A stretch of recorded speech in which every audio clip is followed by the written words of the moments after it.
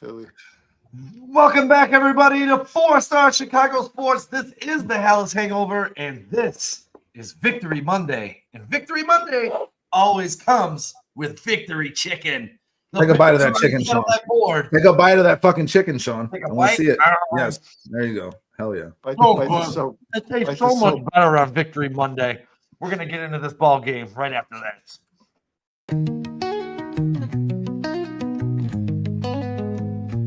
Windy City banners rocking 4 stars aligned. Dynasty dreams rise, Bulls in their prime. Cubs curse shattered, the victory divine. Fields be running, clock ticking on my timeline. Shot-town heroes, legends never fade. Black Hawks flying, cutting ice with the blade.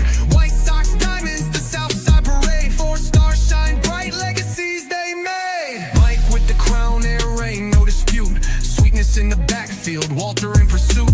Bear down Sunday's midfield, battles cute. Chicago. Oh, yeah, the tale of 2 weeks. From disaster to, should we say, dominance? Is that good enough? The Bears were, the Bears were what I thought they were going to be. I had the final 31. They are who we thought they. The Bears are who I thought they could be, but everyone knows the Bears did win 31-14. Caleb Williams, 19-28, 298, 4 touchdowns, 0 sacks taken in the ball game. Luther Burden finally breaks out for 3 and 108 and a big tutty on the flea flicker rainbow we'll talk about here in a minute. Adunze, another big day, 3 receptions, 62 yards, and a touchdown. And Edmonds, the man, 6 tackles, 9 assisted, 2 interceptions, and Sewell just continues to do Sewell things out there on the football field. Boys and girls, I don't even know what to say. I thought this would be talking about you, Brandon. It does get a lot easier when CeeDee Lamb is not out there.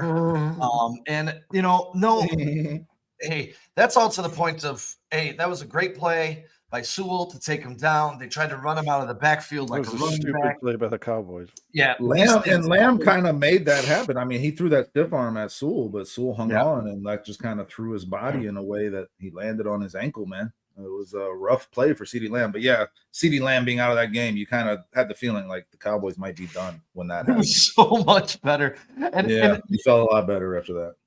Yeah, and you know, one thing we all asked about our rookies, and as we just touched on, Burden 3 for a buck, what was it, $102 and a touchdown. Then you had the debut on the defensive side of the ball of Shamar Turner. Not the best day. He was the second graded. I know everyone hates PFF, but he was the second lowest graded PFF player on the defense. He had a score of 30. He only had 23 snaps. But on the bright side, league average is 60. His pass rush score was 59.6. So I'm not ready to just get this guy. Scott. Yeah, let's see what he has. But boys, I just want to start off with how you win football games and something we haven't seen. And listening to Coach Johnson today, said he had no idea that they ran 11 straight runs. He said it was just kind of in the game. Things were happening, but there was timely first down. They went for it on that 4th and goal, up 17. That's how you stick a foot on somebody's goddamn throat, and it was so nice to see yesterday. Boys, tell me what you like the most. Someone will take it away. I'll just go off of what you're saying right there, man, because I thought there was two turning points of the game, right? And one was right away with Tyreek Stevenson pulling that ball out, because that felt like, oh shit, here we go again. The Bears didn't do anything on their first possession. Cowboys are going to run it right down their throats and score. Tyreek taking that ball away. But that 4th down when they were up 10 in the 3rd quarter, man, that was a 19-play, 9.5-minute drive to start the second half for the Chicago Bears. And that drive decided the game, right? If you don't convert on that 4th down, Sean, then you're giving Dallas the ball back, losing momentum, and they're only down 10 with a chance to go score and get that to be a 1-possession game. Getting that converted, that equals a 17-point lead, and that was ball game. It was done at that point. I thought that was the biggest key of the game, right? Biggest play of the game, and it's a ballsy call by Ben Johnson. All right, he trusted Caleb on 4th down after trusting him the last 2 games on 4th down, and I've been harping on this. Caleb not executing. Missed DJ Moore in that Minnesota game. Couldn't get the QB sneak in the Detroit game. Those 2 times that they didn't achieve those 4th down conversions, that really cost them in those games. So him trusting his players is very important, and his players knowing that he trusts them. Caleb executing builds trust with Ben Johnson to then call it again. It's only going to grow as the season goes, all right? Bears fans are going to have to live with the fact that the Bears are going to live and die on these fourth downs, I think. Ben Johnson is a big-time gambler, guys. It paid off yesterday. It could have went the other way, but it didn't. Caleb paid off the trust that Ben Johnson had in him, and that just builds a rapport with those guys, and that's just going to continue to get better as the season goes on. I thought that was the key of the game, man, to be honest.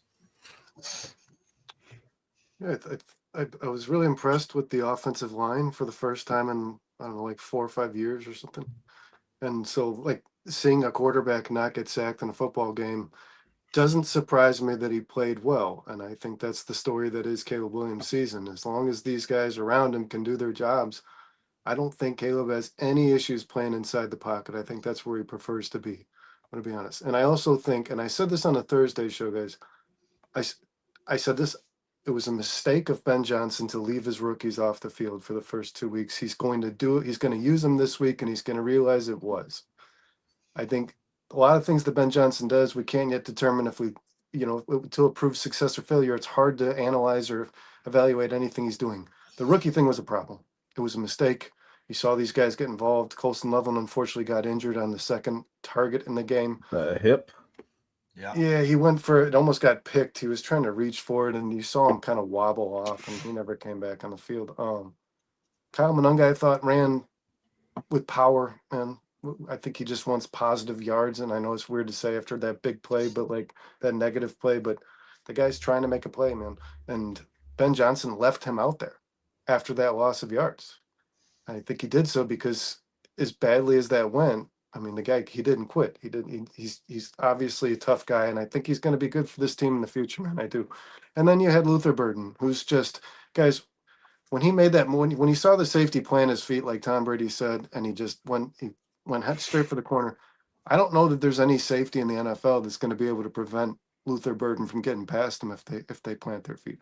This guy can burn just about anybody. And Caleb saying that he underthrew him all week in practice. Yeah, and then he said in real game, and that the timing, guys, him telling Luther Burden in the game, I'm not going to overthrow you because it's going to be harder for you. It's going to be harder for you to get off the line. Don't stop running. Yeah, you got a corner with you. You're going to have to make a move.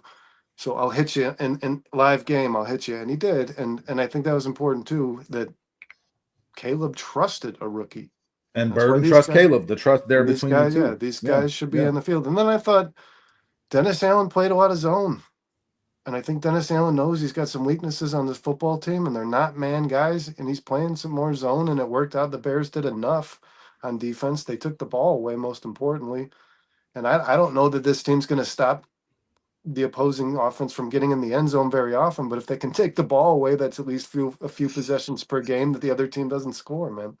So there's a lot left to be desired. If you ask me, there is. I thought the Bears left points on the board.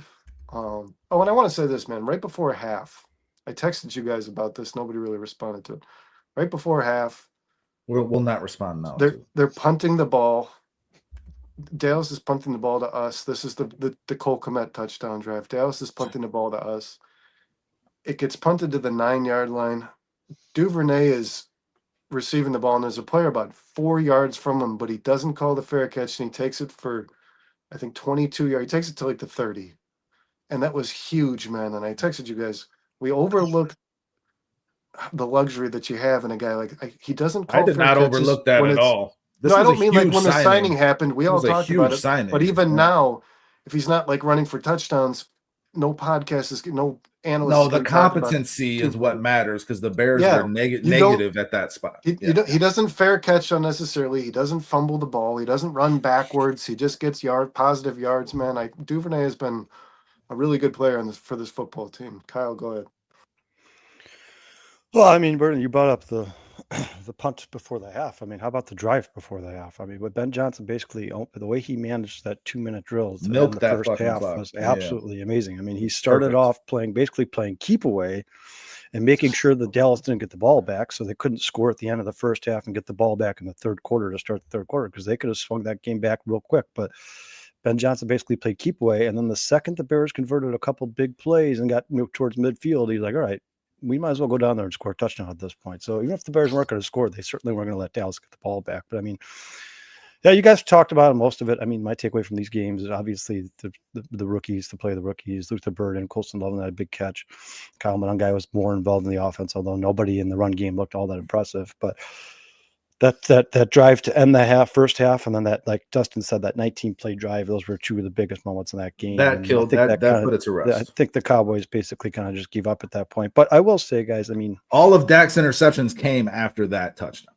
Yeah, and I will say though, if the Cowboys secondary wasn't so porous and the Bears weren't putting up points so quickly, this could have been a different game, because the Cowboys did still average over 6 yards a carry in the run game. So I mean, you definitely there's a lot of things that the Bears have to clean up, but they're definitely getting better and they look like a more unified team. And Brennan, like you said, this is the best the offensive line has looked at a very long time. I mean, you guys, not only did they not allow a sack, but they only allowed, I think, one quarterback hit all game, and the Bears had Caleb was clean in that pocket. Yeah, that was the most clean pocket that Caleb has ever had in his career. And that's no coincidence that he balled out the way he did. He got hit on the flea flicker, but that play took so damn long to develop. I mean, and you can the offensive line can only do so much. And you can still tell that Jonah Jackson is struggling in run blocking, but he looked much better in pass blocking on Sunday against the Cowboys. I mean, this is something I expected. We talked about this in the offseason 1,000 times, guys. Like, just everybody be patient, temper expectations. I think, like Dustin said earlier, sometimes going for it on fourth down is going to bite them in the ass. It did against Minnesota in week 1.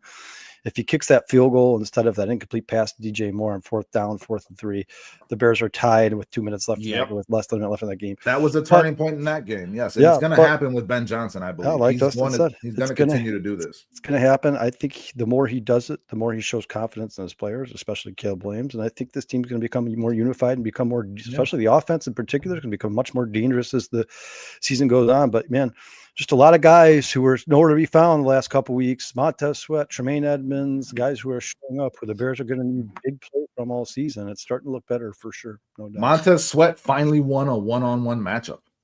Montez Sweat had the most quarterback hits, the second most pressures. Montez Sweat did what he's supposed to do in a game. That was pretty good to see. Let's say, again, I know everyone was hard on him last week against Detroit, but he did have a sack taken away on a penalty, and he did have some pressures. He got to the quarterback against Minnesota as well. Hasn't shown up on paper. I don't think it's as bad as everyone's making it out to be.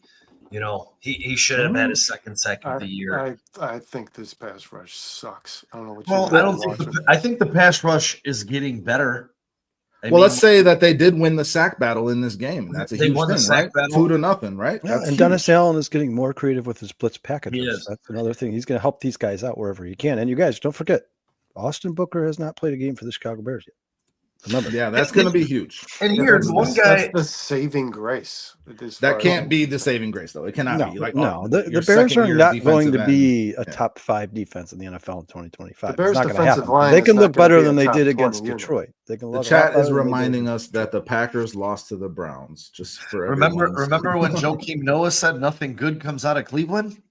I beg to differ. When John Judkins. Well, what made that game really special to me in particular was the fact that game ended the same way the Bears should have beaten the Packers in the first game last year. A blocked field goal is how they lose that game. It's like nectar of the gods, man. Every Packers fan I know texts me was like, "Man, are you guys on the podcast? People on the podcast were saying it's a trap game. I thought you guys were crazy, but."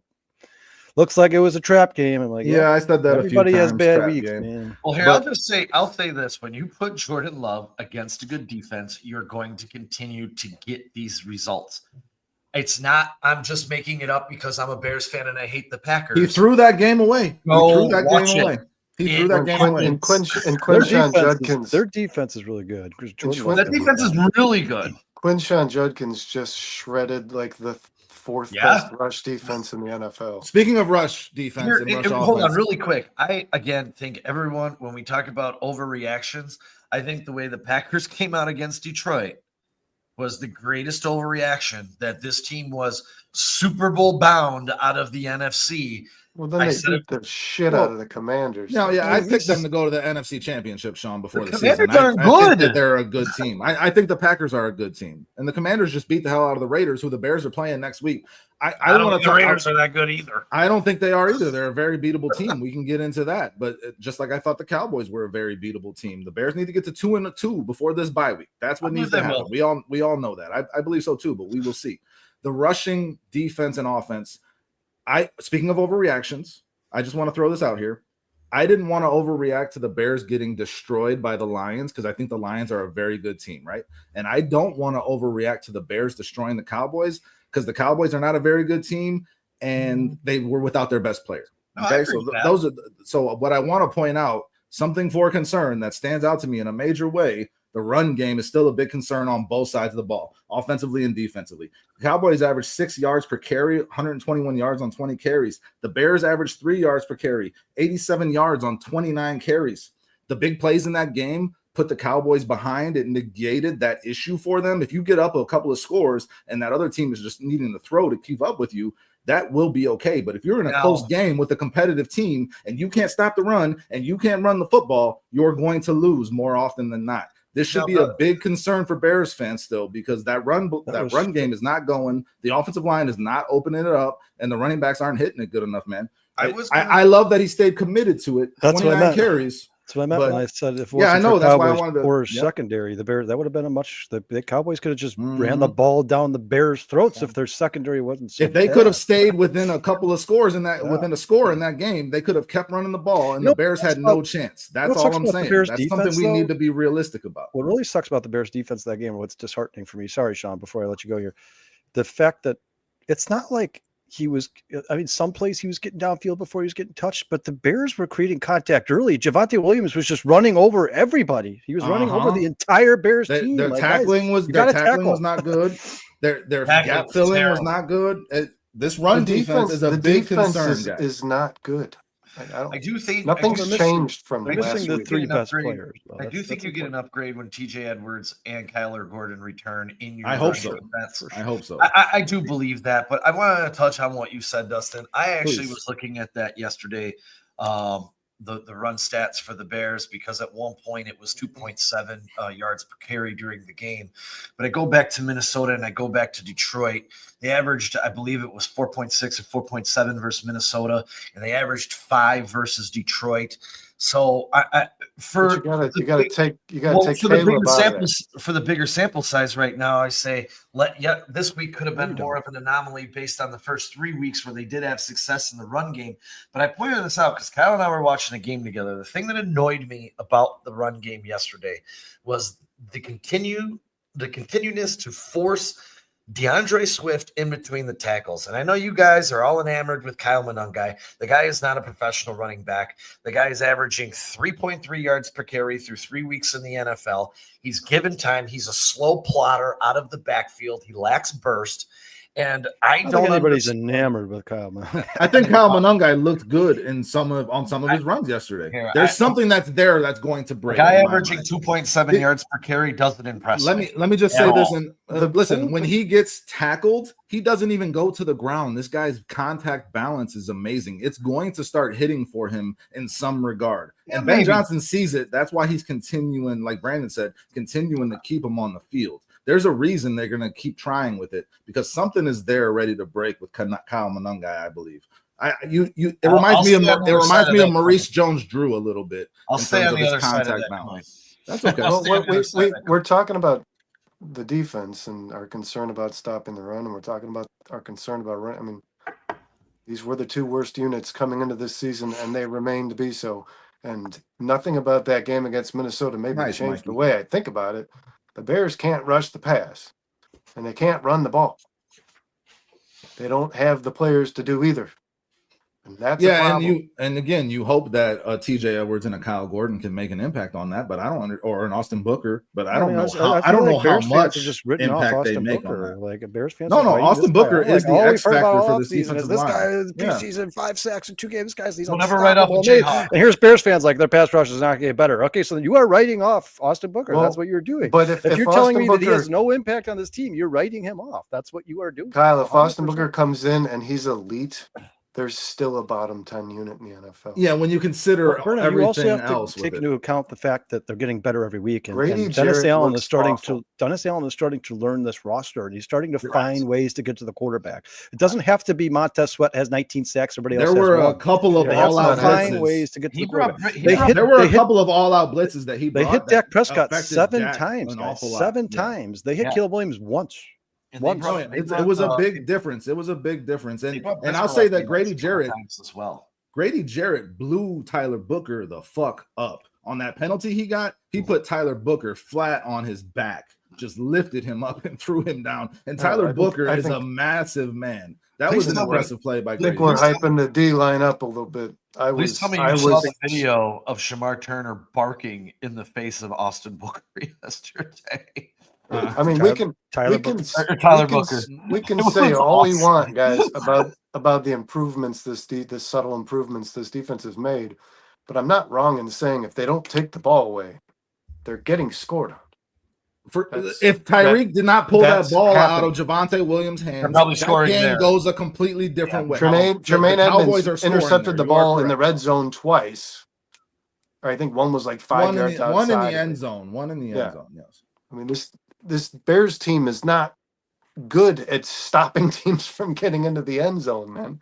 Like I said, if they can take the ball away, they stand a much better chance in stopping a team from scoring. Outside of that, it's not good. They're not good. You've seen Dennis Allen go to a team, they weren't good, and then by week 8, all of a sudden people were like, "Man, this did they add 3 players at the trade deadline?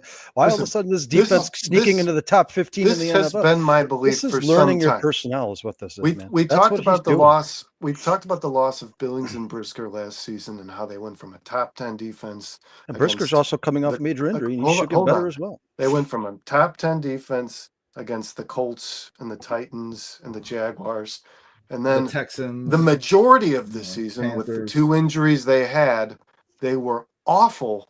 And we think that the first 6 weeks of the season should be more reflective of who they are than the majority of the season in which they sucked. So I don't think this team is that good in terms of talent. I don't think Ryan Poles has done a good enough job of putting talent on it. I think if Roquan Smith and Jalen Carter were on this football team, it'd be a little different. I think he's given up opportunities to put the best player on the defensive side of the football. The team or the defense, because the offense looked pretty fucking talented. The defense. I'm talking about the defense. To that point on the defense, it's just to write off Shamar Turner, Austin Booker, Kyler Gordon, TJ Edwards is insane. That's Jalen Johnson being out is a big deal. You're looking at the top half of last year's schedule when they were good, when they were a healthy unit, opposed to the second half of the season when they weren't a healthy unit, to this year starting the season, halves, though. Missing Kyler Gordon, Jalen Johnson, TJ Edwards.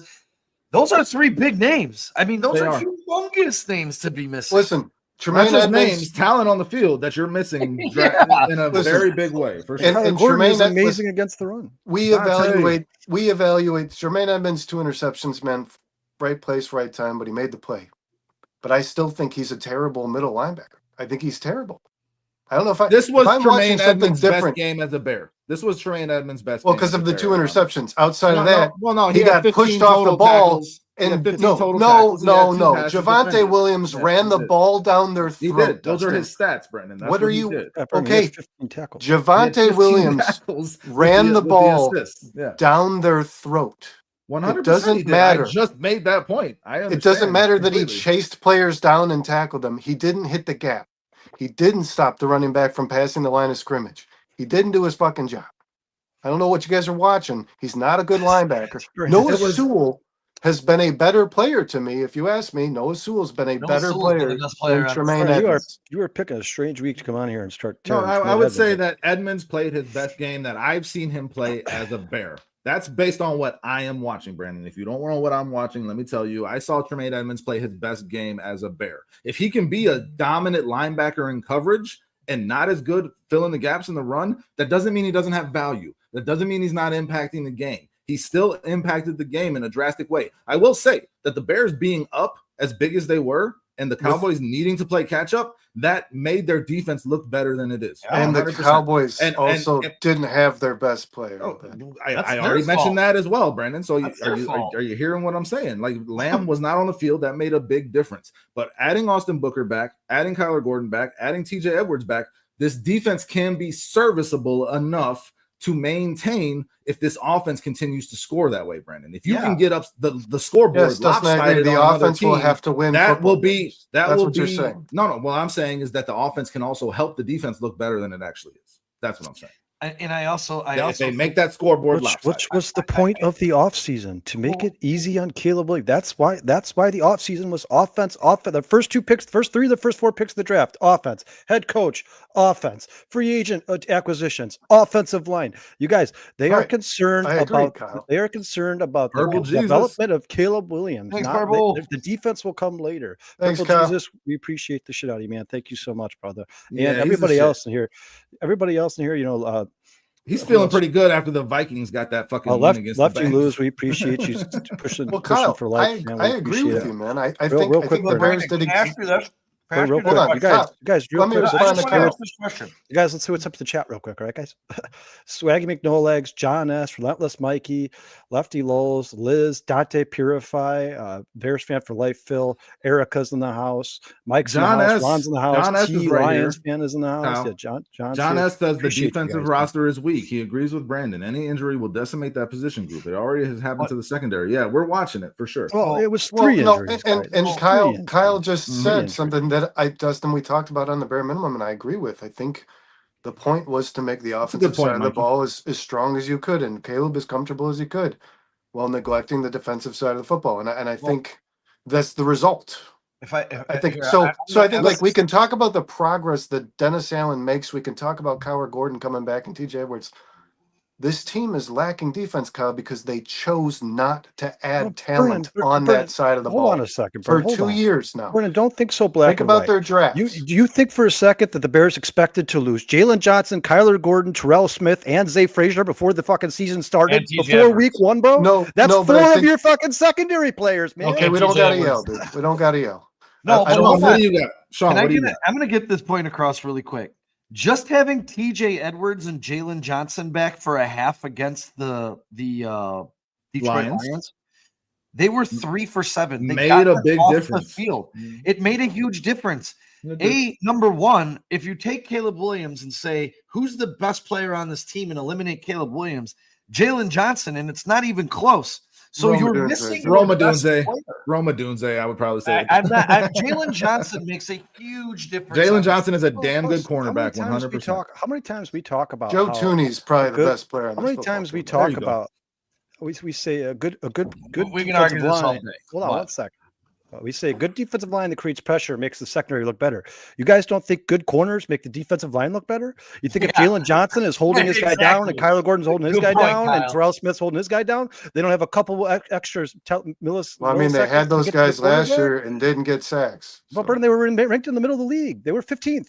They had 40 sacks. Brandon, I think it's important to mention, and you've mentioned it already, that, Dennis Allen plays this match zone, and where he's got guys that are kind of in man, kind of in zone. He's leaning on the zone more, it looks like, and he was in this game, as you pointed out. I said that during the game. And that made a difference, and that made the Bears more competent in the secondary. Tyreek Stevenson, after having the worst game I've seen a cornerback have in fucking NFL history, had a fucking phenomenal game on Sunday. So these coaches are doing something right in terms of getting these guys prepared.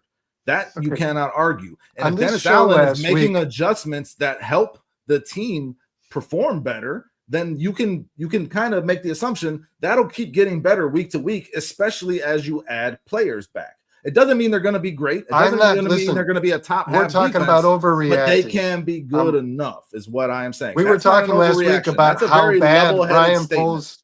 We were talking last week about how bad Ryan Poles has done at putting talent on his football team.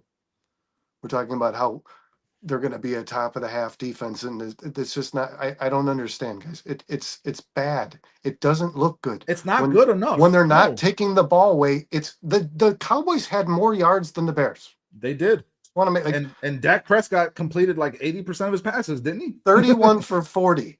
Yeah, like 70%. Yeah, and I think 4-yard and I passes think now Jake Ferguson, and the Bears are okay with that. They're keeping think everything now in the front of them. Bears. That was I agree with that, Mikey. I agree with you here. I agree with that. Tom Brady is not a good. he's terrible. In the Bears, My favorite part was JJ Watt is better. JJ Watt is better. The Bears are also kind of averaging 80% completion percentage allowed to the opposing quarterback over the course. No, that's of a the problem season. for sure. It's a problem. Tell you guys this, and I'm not. You guys know for a fact I've said this 1,000 times. Ryan Poles has made massive mistakes in this roster, and they should be deeper. They should be able to deal with the secondary. I mean, I don't know, 4 corners in a month is rough. I don't know how many teams can deal with that shit. That's hard rough. to overcome that. That you is need to rough. sign somebody probably. But you guys, if this offense continues the way it looks, the way it looked on Sunday, do you think that Ben Johnson's going to complain about the players that Ryan Poles has brought here on offense? Luther Burden, DJ Moore, Roma Dunze, Joe Tooney, Drew Dahlman, Colson Loveland, Cole Kmet, Darnell Wright. You think he's complaining about the makeup of this offense right now? You think Ben Johnson's unhappy about it? Or do you think he's like, I came to the perfect place and I have way too many weapons and nobody can stop me? I think he likes it. Something that hasn't even been touched on. What didn't happen in this game that's been brutal for the Bears in training camp and in the first 2 weeks of the season? The penalties. What didn't they have, though? They had 2 holding penalties. 0 pre-snap penalties against the Dallas freaking Cowboys.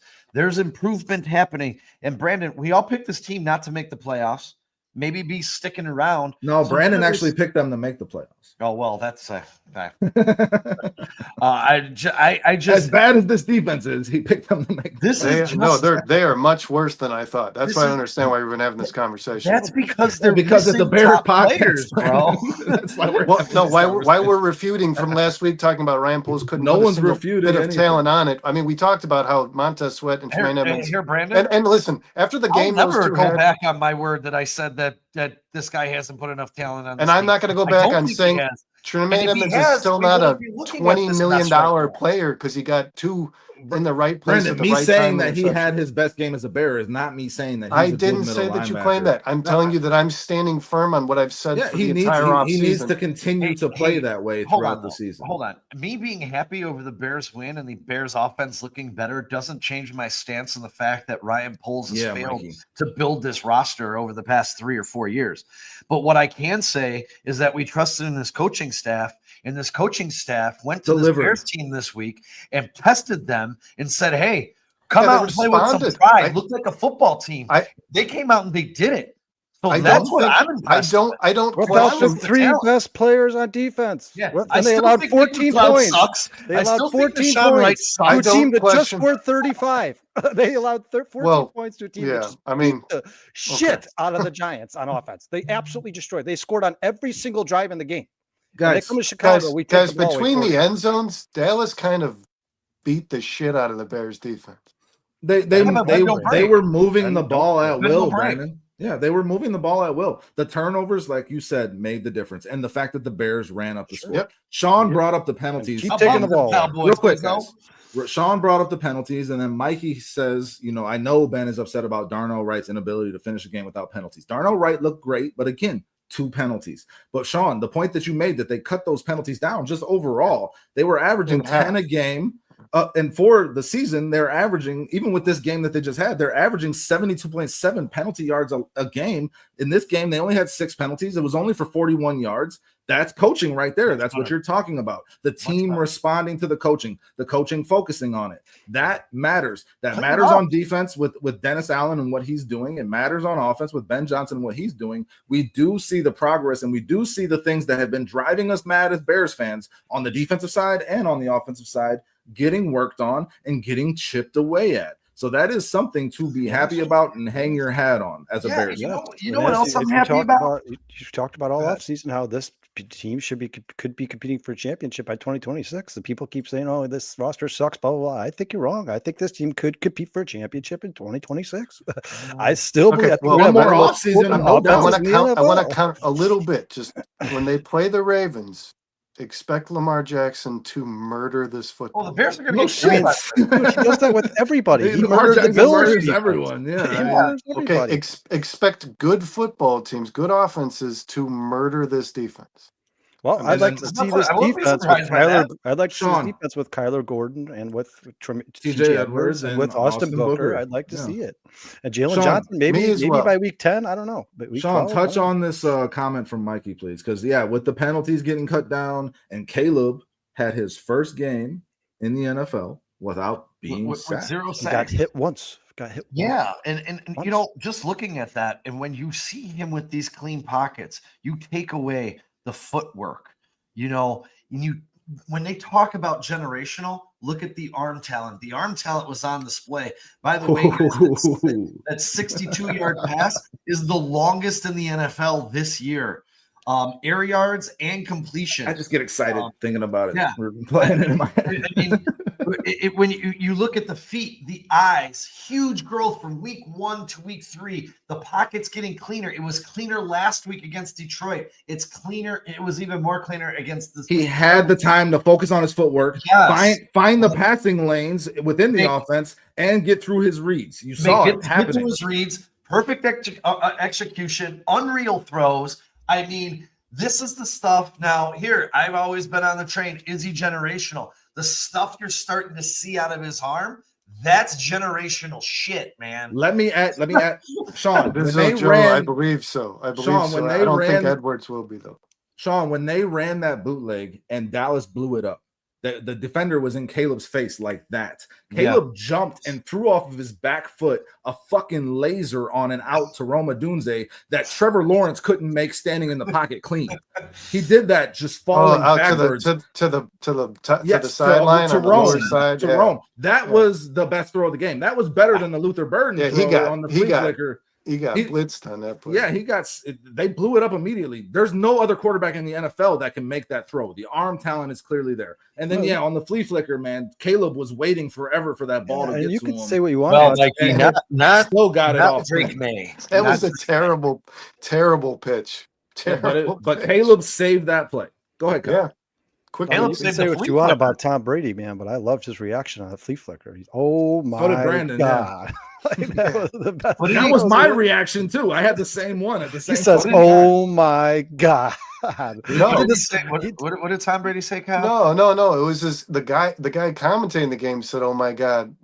Brady was screaming. If you listen in the background, Brady had like the same response. He's going, he's yelling.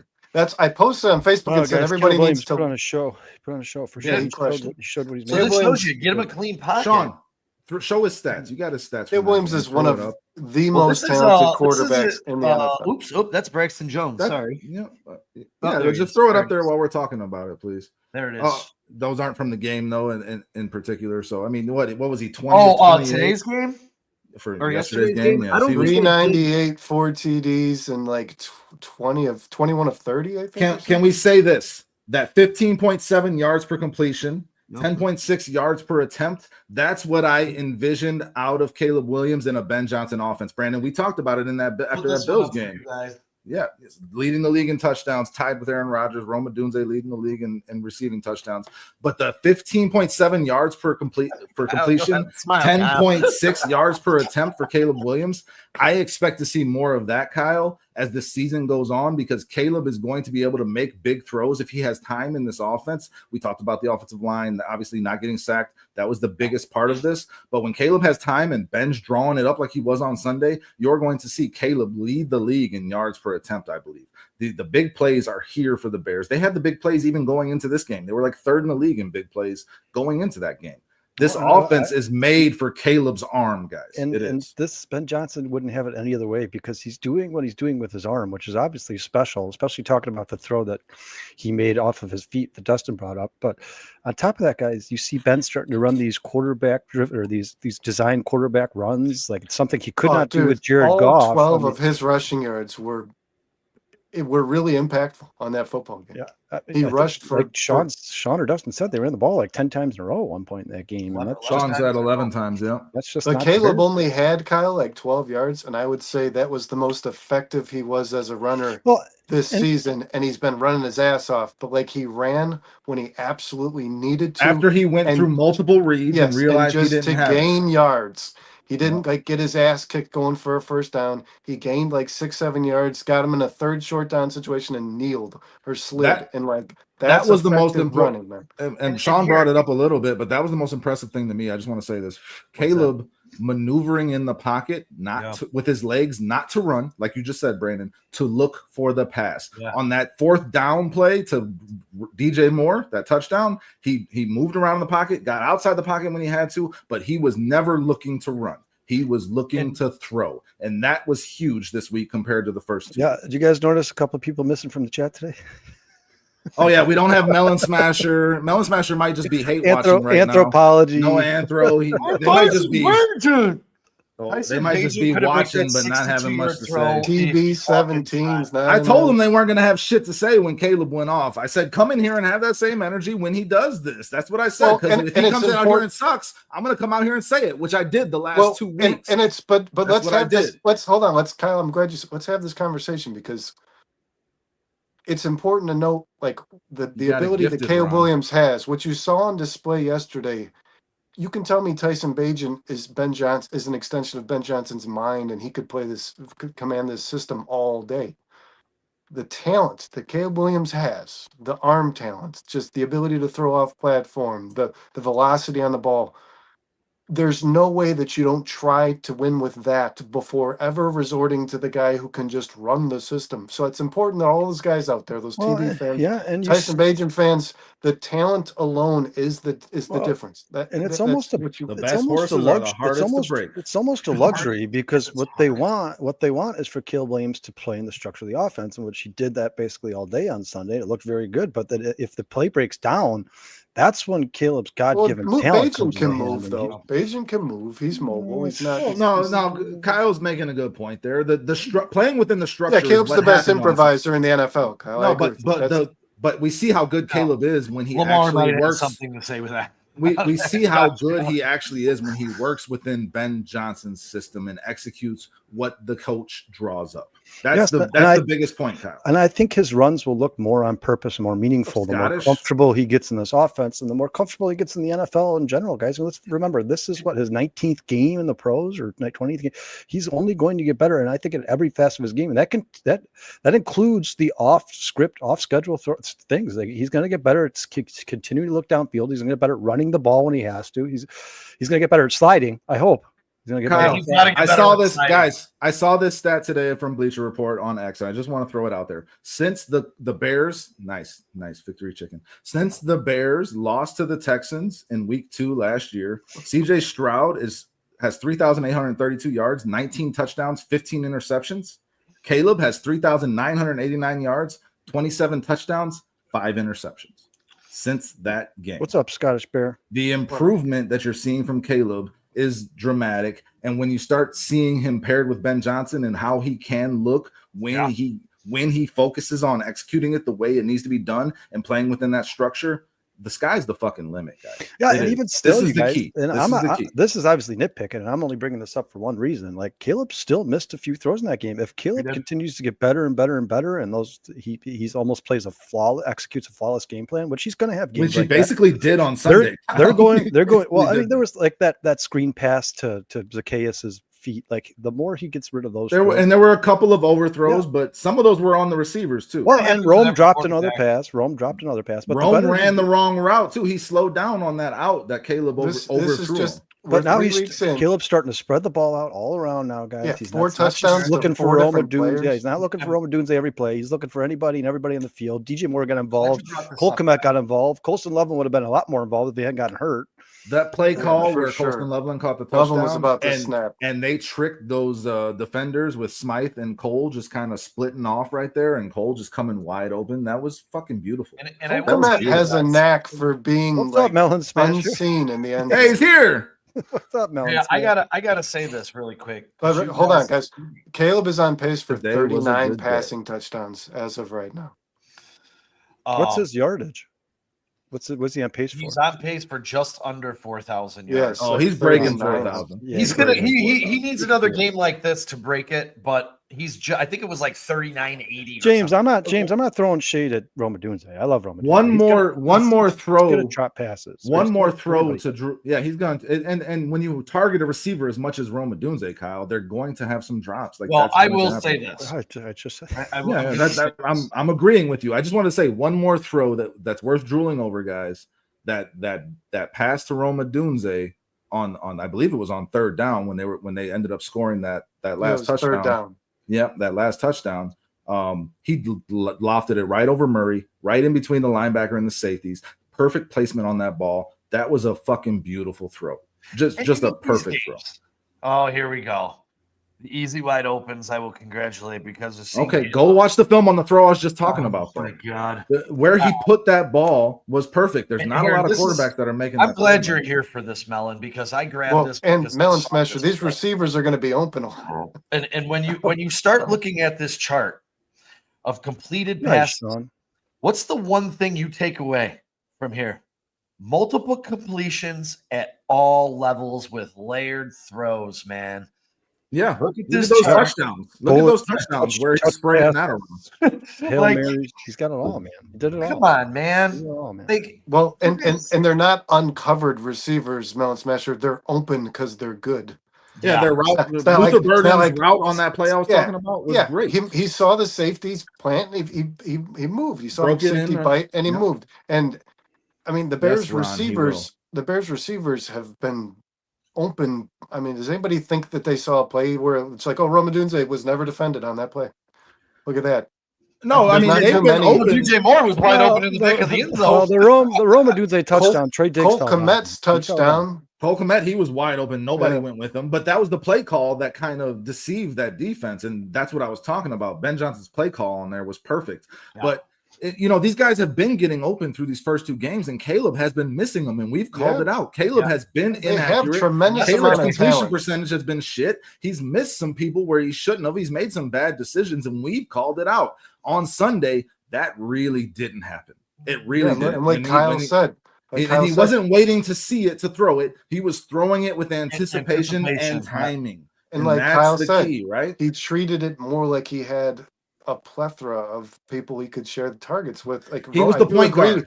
He was the point guard. He was treating Rome like he was the only quality receiver he had on the football team the last 2 weeks.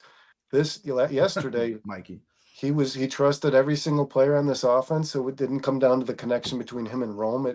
He trusted everybody, and they all played. Zacchaeus had some big catches. Rome had some big catches. Yeah, and through the first 2 weeks, and for the first 2 weeks, Swift had that big one. For the first 2 weeks, it almost felt like they were forcing targets to DJ Moore. It felt more natural on Sunday against the Cowboys. That's because Caleb was going through the progressions, right, and just seeing the field in front of him, and just picking the right guy. This Dallas secondary is terrible, but I said to Dustin on Thursday when I predicted the Bears to win, I think this will be the game that Caleb explodes, because last year was the same week. It was parallel. It was week 3. I think he played the Colts, and in the second half of that game, he threw like 3 touchdowns or something.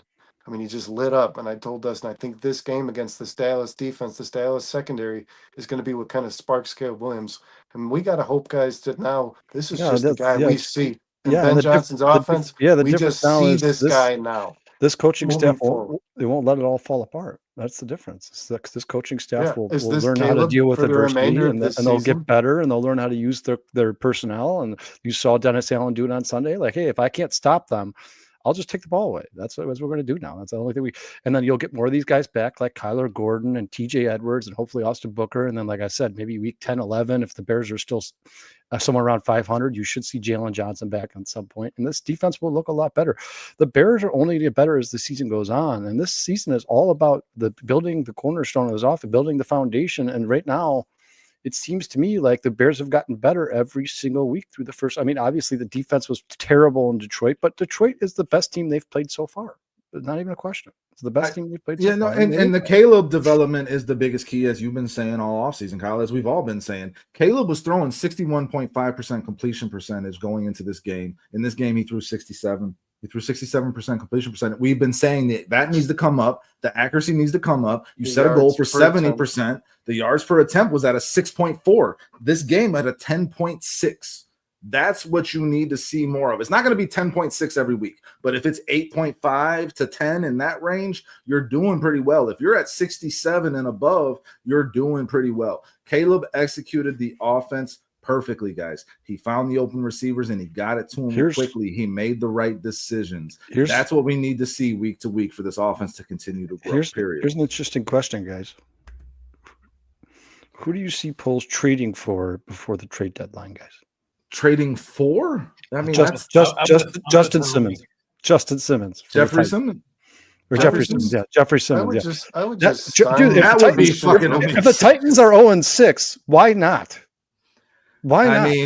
I mean, the Titans might force the Bears to take Callahan in that trade too. Sweat too. They got two stud tackles over there. Devondre Sweat is a damn good player. I don't know. They should. I don't know if Poles is gonna make a move. Christian Wilkins is out there. I think. Listen, you just saw the Colts go sign Mike Hilton at the cornerback position. The Bears need a cornerback worse than them. Like what the Bears need to have some kind of sense of urgency. Asante Samuel Jr. is supposed to be healthy by like week 6. So the middle of the season. That's somebody I would bring in for a conversation. I've been talking about him a lot. I agree 100%, but it's the shoulder that I understand that he just caught up to Stephon Gilmore, but I think he's still a better option than some of the guys on the Chicago Bears. I wouldn't be surprised if they bring him in for a conversation. Listen, I'm okay with signing. Still talent. I don't know about trading. I don't know about giving up draft capital. And Poles does not have a great track record in terms of trading away players. Yeah, but trading for players. If you traded a second and a 6th for Jeffrey Simmons, I think you can't go wrong there. I do not see the Titans letting that guy go for that. I think they almost did it in the offseason, man. They almost traded him to the Patriots. This is just speculation. This is speculation. I'm probably wrong, but I think we're talking about making trades and free agency. Well, that would be amazing, James. I think when Jalen Jones is healthy, he might start across from Stevenson. Yeah, but that's still not. I mean, I like Jalen Jones, but Jalen Jones, who's now on injured reserve as soon as the Bears signed him. Basically, it's like the Bears are just snake bitten in that secondary, man. I like this from James. Trading a day 3 pick for Alvin Kamara. Would that be? Fuck yeah, that'd be worth it. They need something in that run game. They need some help. As I said, that run game. What was his extension? I think he's got like one more year after this year. Yeah, it was a 2-year extension for like what 30 million or something. Yeah, I'm sure a good amount of it's already been paid out too. I don't have his numbers in front of me in terms of his contract. I hate speculating on stuff like this, honestly, Scottish, because I have no fucking idea. You need a cornerback, you need a running back, you need a defensive end, you need some pressure on the quarterback. It's 2 years, 24 million through 2026. Yeah, so he's got the one more year after this, and they could probably get out of it with very minimal damage to their cap. I know Dustin doesn't want to hear it, but Scadaboo looked good, dude. No, he looks all right. I don't know. Scadaboo looks amazing. Athletic, man. He's okay. He's an athletic dude. But I think he's not Christian. I agree with them last night. He is fun to watch. He was fun to watch in college. He's not afraid of contact. Fun to watch last night. I'm not. No one should be writing home about what Cam Scadaboo has done this season. No, I think Kyler Gordon. Yeah, but we might. We'll see. If Byard and Omarion Hampton came out of his shell yesterday. Come on, Najee Harris is now done. You weren't impressed with Scadaboo yesterday.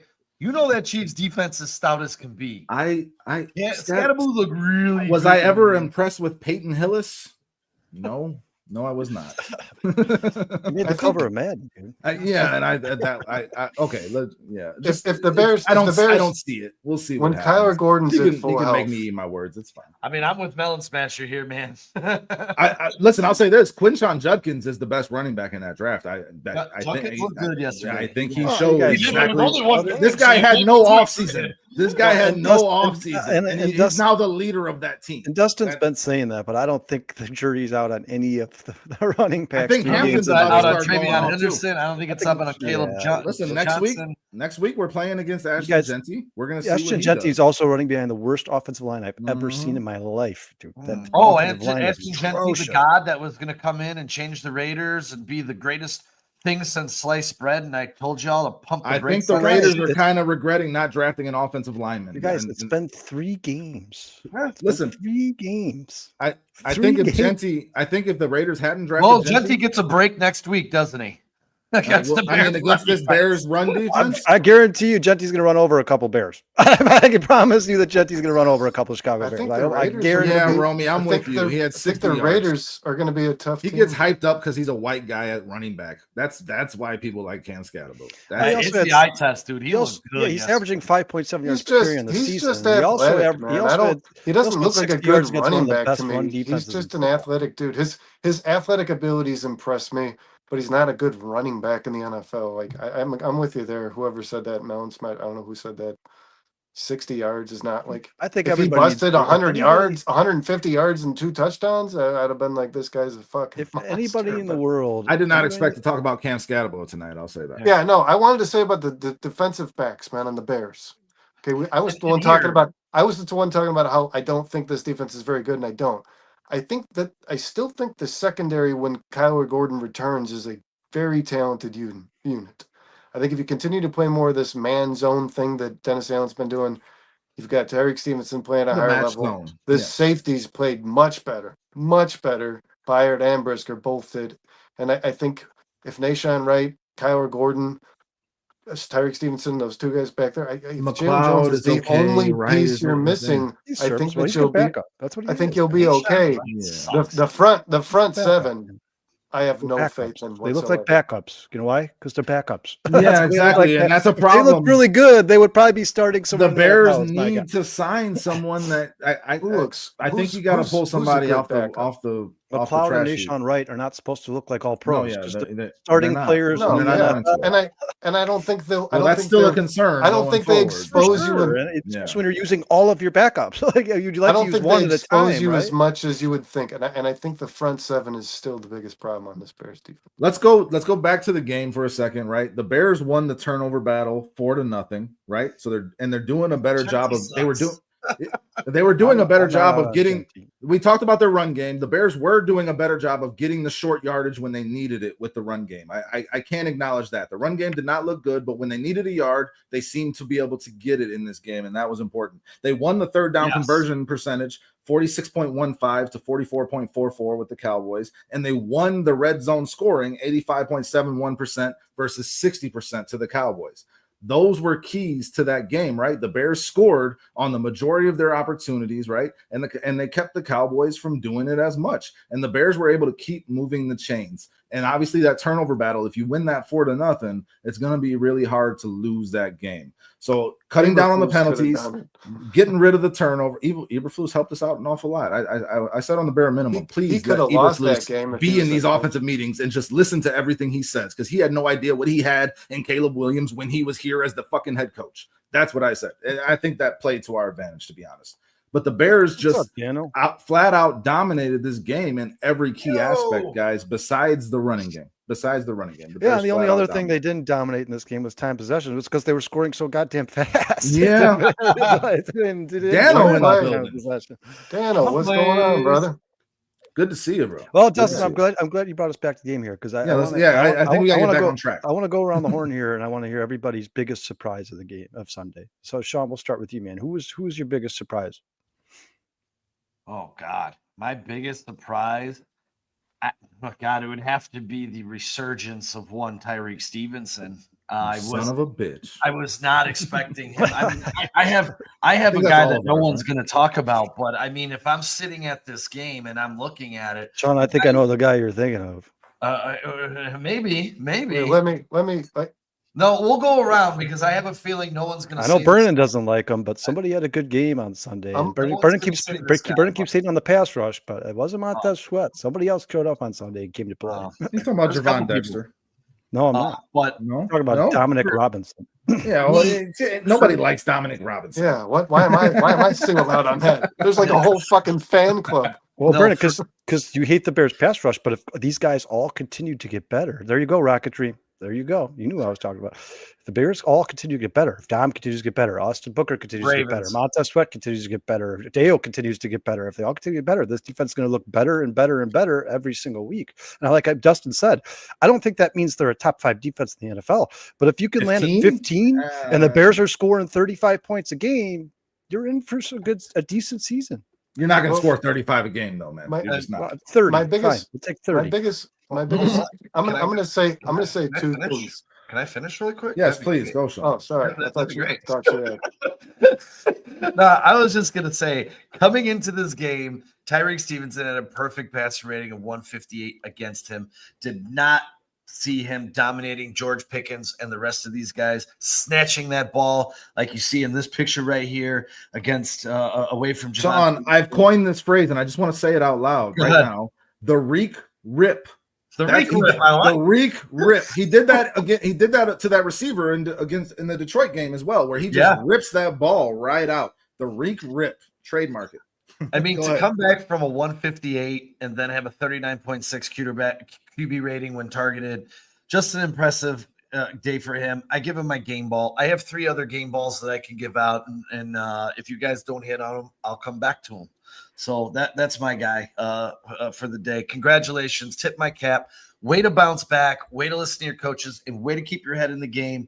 He's hearing it in the media, and he answered the call. So tip my cap to number 29, Tyreek Stevenson, this weekend. Never giving up on that guy. I love him. He had a damn good game. Go ahead, Brandon. I know you're excited to say whatever who you have. Well, like there's a player who I already spoke about who's obviously impressed all of us over the course of this season, guys. And so I don't think anybody's going to choose them as their player. Noah Sewell has been a pleasant surprise.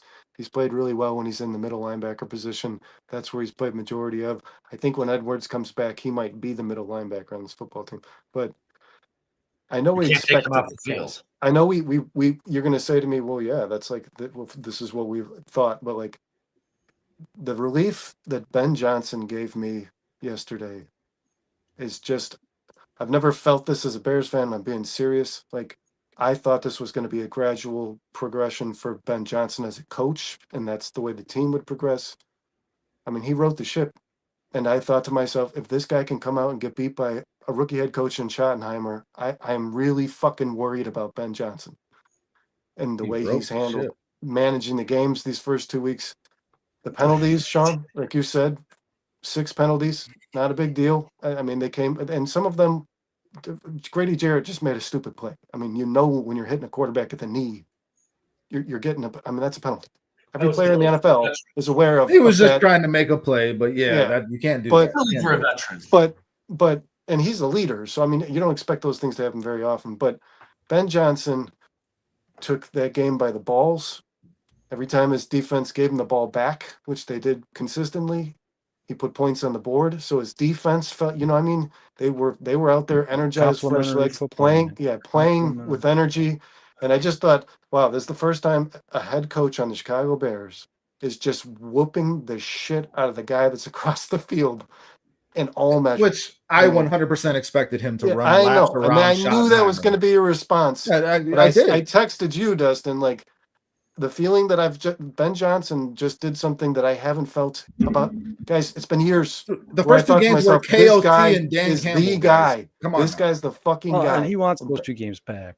Yeah, for sure. But like, you're gonna get out coached by 2 of the best coaches in the NFL in your first 2 games. Yeah, but then to respond the way you did against a rookie head coach, like I'm not fucking losing to this. That was Ben Johnson's attitude in that game. Like I'm not losing to this fucking game.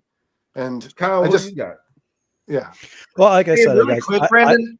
Really quick, Sorry, Brandon. I wasn't trying to cut you off. I thought you were done. No, no, you're good. Man. Did you see when they clipped over to Ben Johnson after that flea flicker?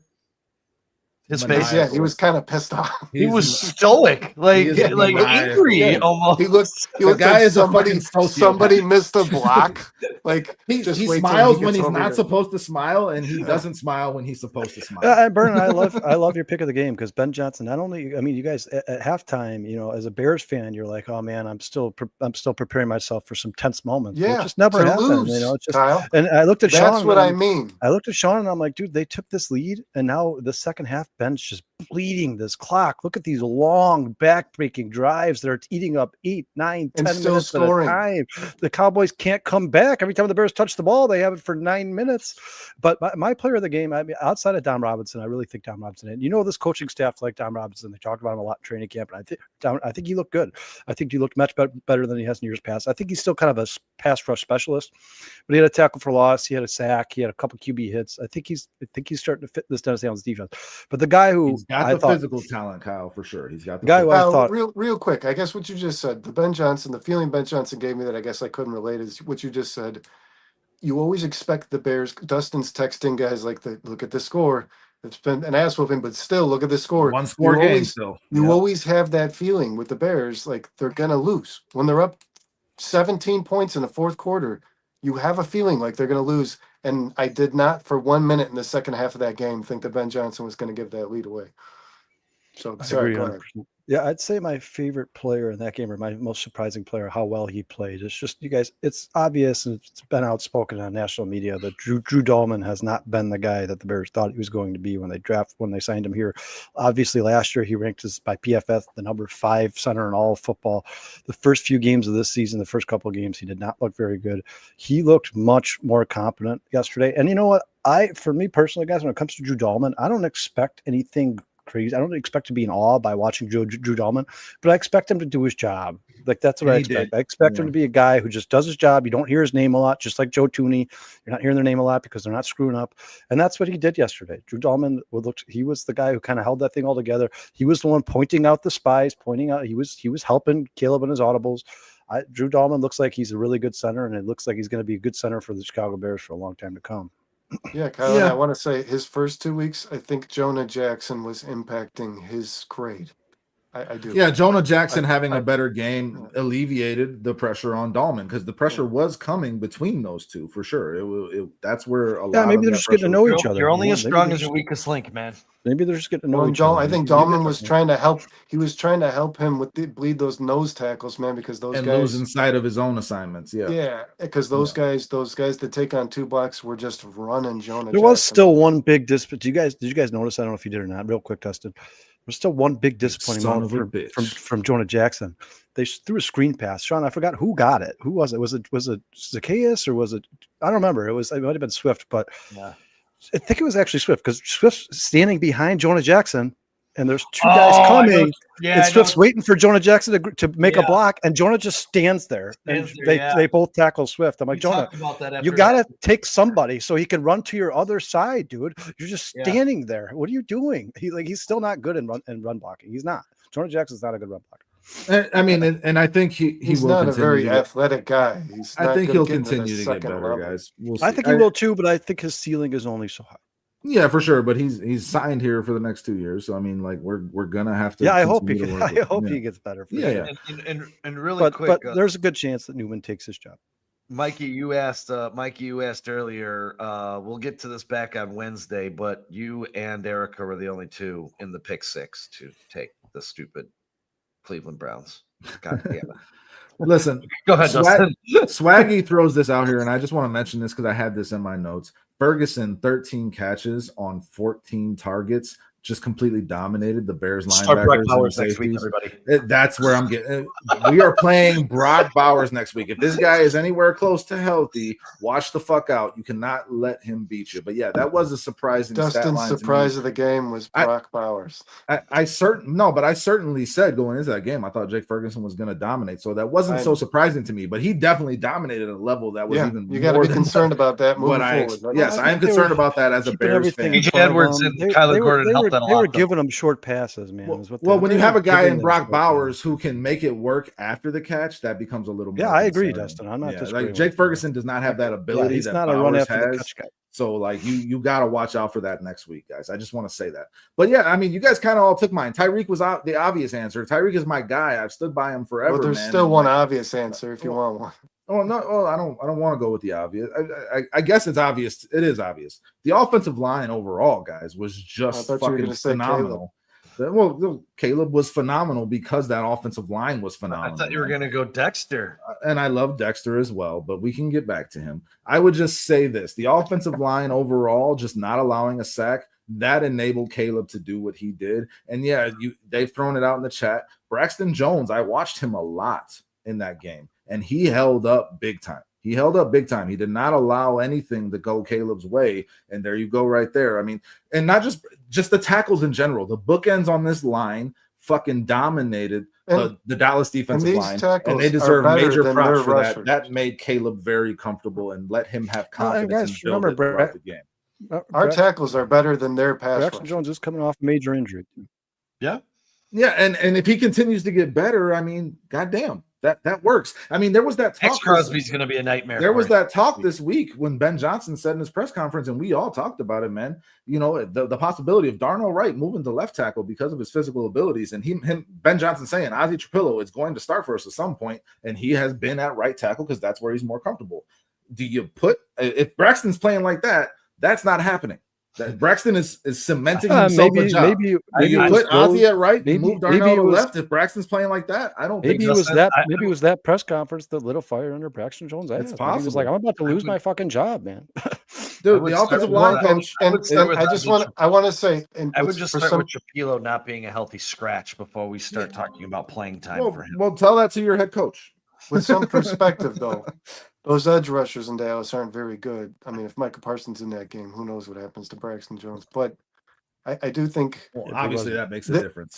Kenny Clark twice this year. Clark, who they acquired from the Packers, is a monster tackle, and I thought the Bears' interior offensive line certainly did a good job. Dustin, I agree with you. The line was impressive. I think they get the game ball overall. That's a real NFL offense, guys. That's the modern NFL offense. Watching a guy sit back they weren't there talked and make about, reads. and that's good. The offensive line was not talked about, and that's good. Thank God. You don't want to hear their name. About Micah Parsons, Brandon, outside of that worst interception probably ever known to man by Jordan Love, who was the other guy that blew that game for him when the Packers were getting off the field? Who jumped off sides? Yep. That was Micah Parsons. Yep. The two highest paid players for the Green Bay Packers cost him that game on Sunday because the Packers were off the field. Micah Parsons caused that penalty that then put them in position to win that game. Yeah, but you have to admit though that Packers players do that, but really he's good. still one of the best players in the NFL. Sure. How many points has the Packers defense given up this year? Like 20? They're good. Yeah, not a lot. Like what? Good. 20. Here, I'll tell you this. Ranked like fourth against the run. I'll tell you this. Quinshon Judkins murdered them. Stefanski's an idiot because on that first possession where he kicked the field goal to make it 10-3, he should have ran it with Judkins 3 times at the goal line. It would have been 10-7. Then they would have never had to go to overtime because they would have just scored that game-winning touchdown. That was just dumb and unorthodox. Because they didn't go to overtime, did they? They didn't go to overtime. They won in regulation. Right. Yeah. Right. The NFL in general was just fucking crazy yesterday, guys. Just a 5 block field goals. It's a really pretty scene in Baltimore right now with the Jordan Davis blowing up anybody who had the Rams plus 3.5 plus. Hey, really quick, we're gonna go around the NFL. I have the Eagles defense, so that was a hell of a way to end the game for my fantasy team. Jordan Davis got me 10 points in 5 seconds. Sean, you said you had other guys you wanted to get back. I just want to hand out 2 game balls. Dexter, Dexter. We talked about Braxton. Dexter had a great game. But I think it's very important to say through 27 snaps through 3 weeks, 11 at left, 11 at right, 5 as an extra O-line blocker, as a 6th O-line blocker, a 70 grade, 66.9 against the run, 73.9 against the pass, and in 22 pass snaps has not allowed a pressure. Give it up for the Canadian Eagle boys. We got a swing tackle in Chicago, my friends. Hey, who's that useless guy in the background? Why with is that picture? That's Karana Magaji. Yeah, Karana Magaji wearing the same thing he was wearing yesterday. Yeah. That's about what he's good for. Karana Magaji's on the sidelines going, bing, bing, bing. Get the fuck out of here, dude. I'm sorry. I had to throw that up. They should have kept Kramer over. Theo Benedette is been an absolute gem and surprise. Well, Sean, when you're coming on as a 6th lineman, it's going to be easy to have good stats. Well, he played. Yeah, but he's had 22 snaps, 11 at left and 11 at right, and hasn't allowed a pressure. So you have to give that up. He came in. I mean, dude, all you can do is evaluate what you've seen. He's looked good. Yeah. He's a good backup. He's a damn good backup. And like Ben said, some the point Bears this season have we're depth at gonna O-line. lose. Yes, that's we're good. gonna lose. That's important. We're gonna lose this.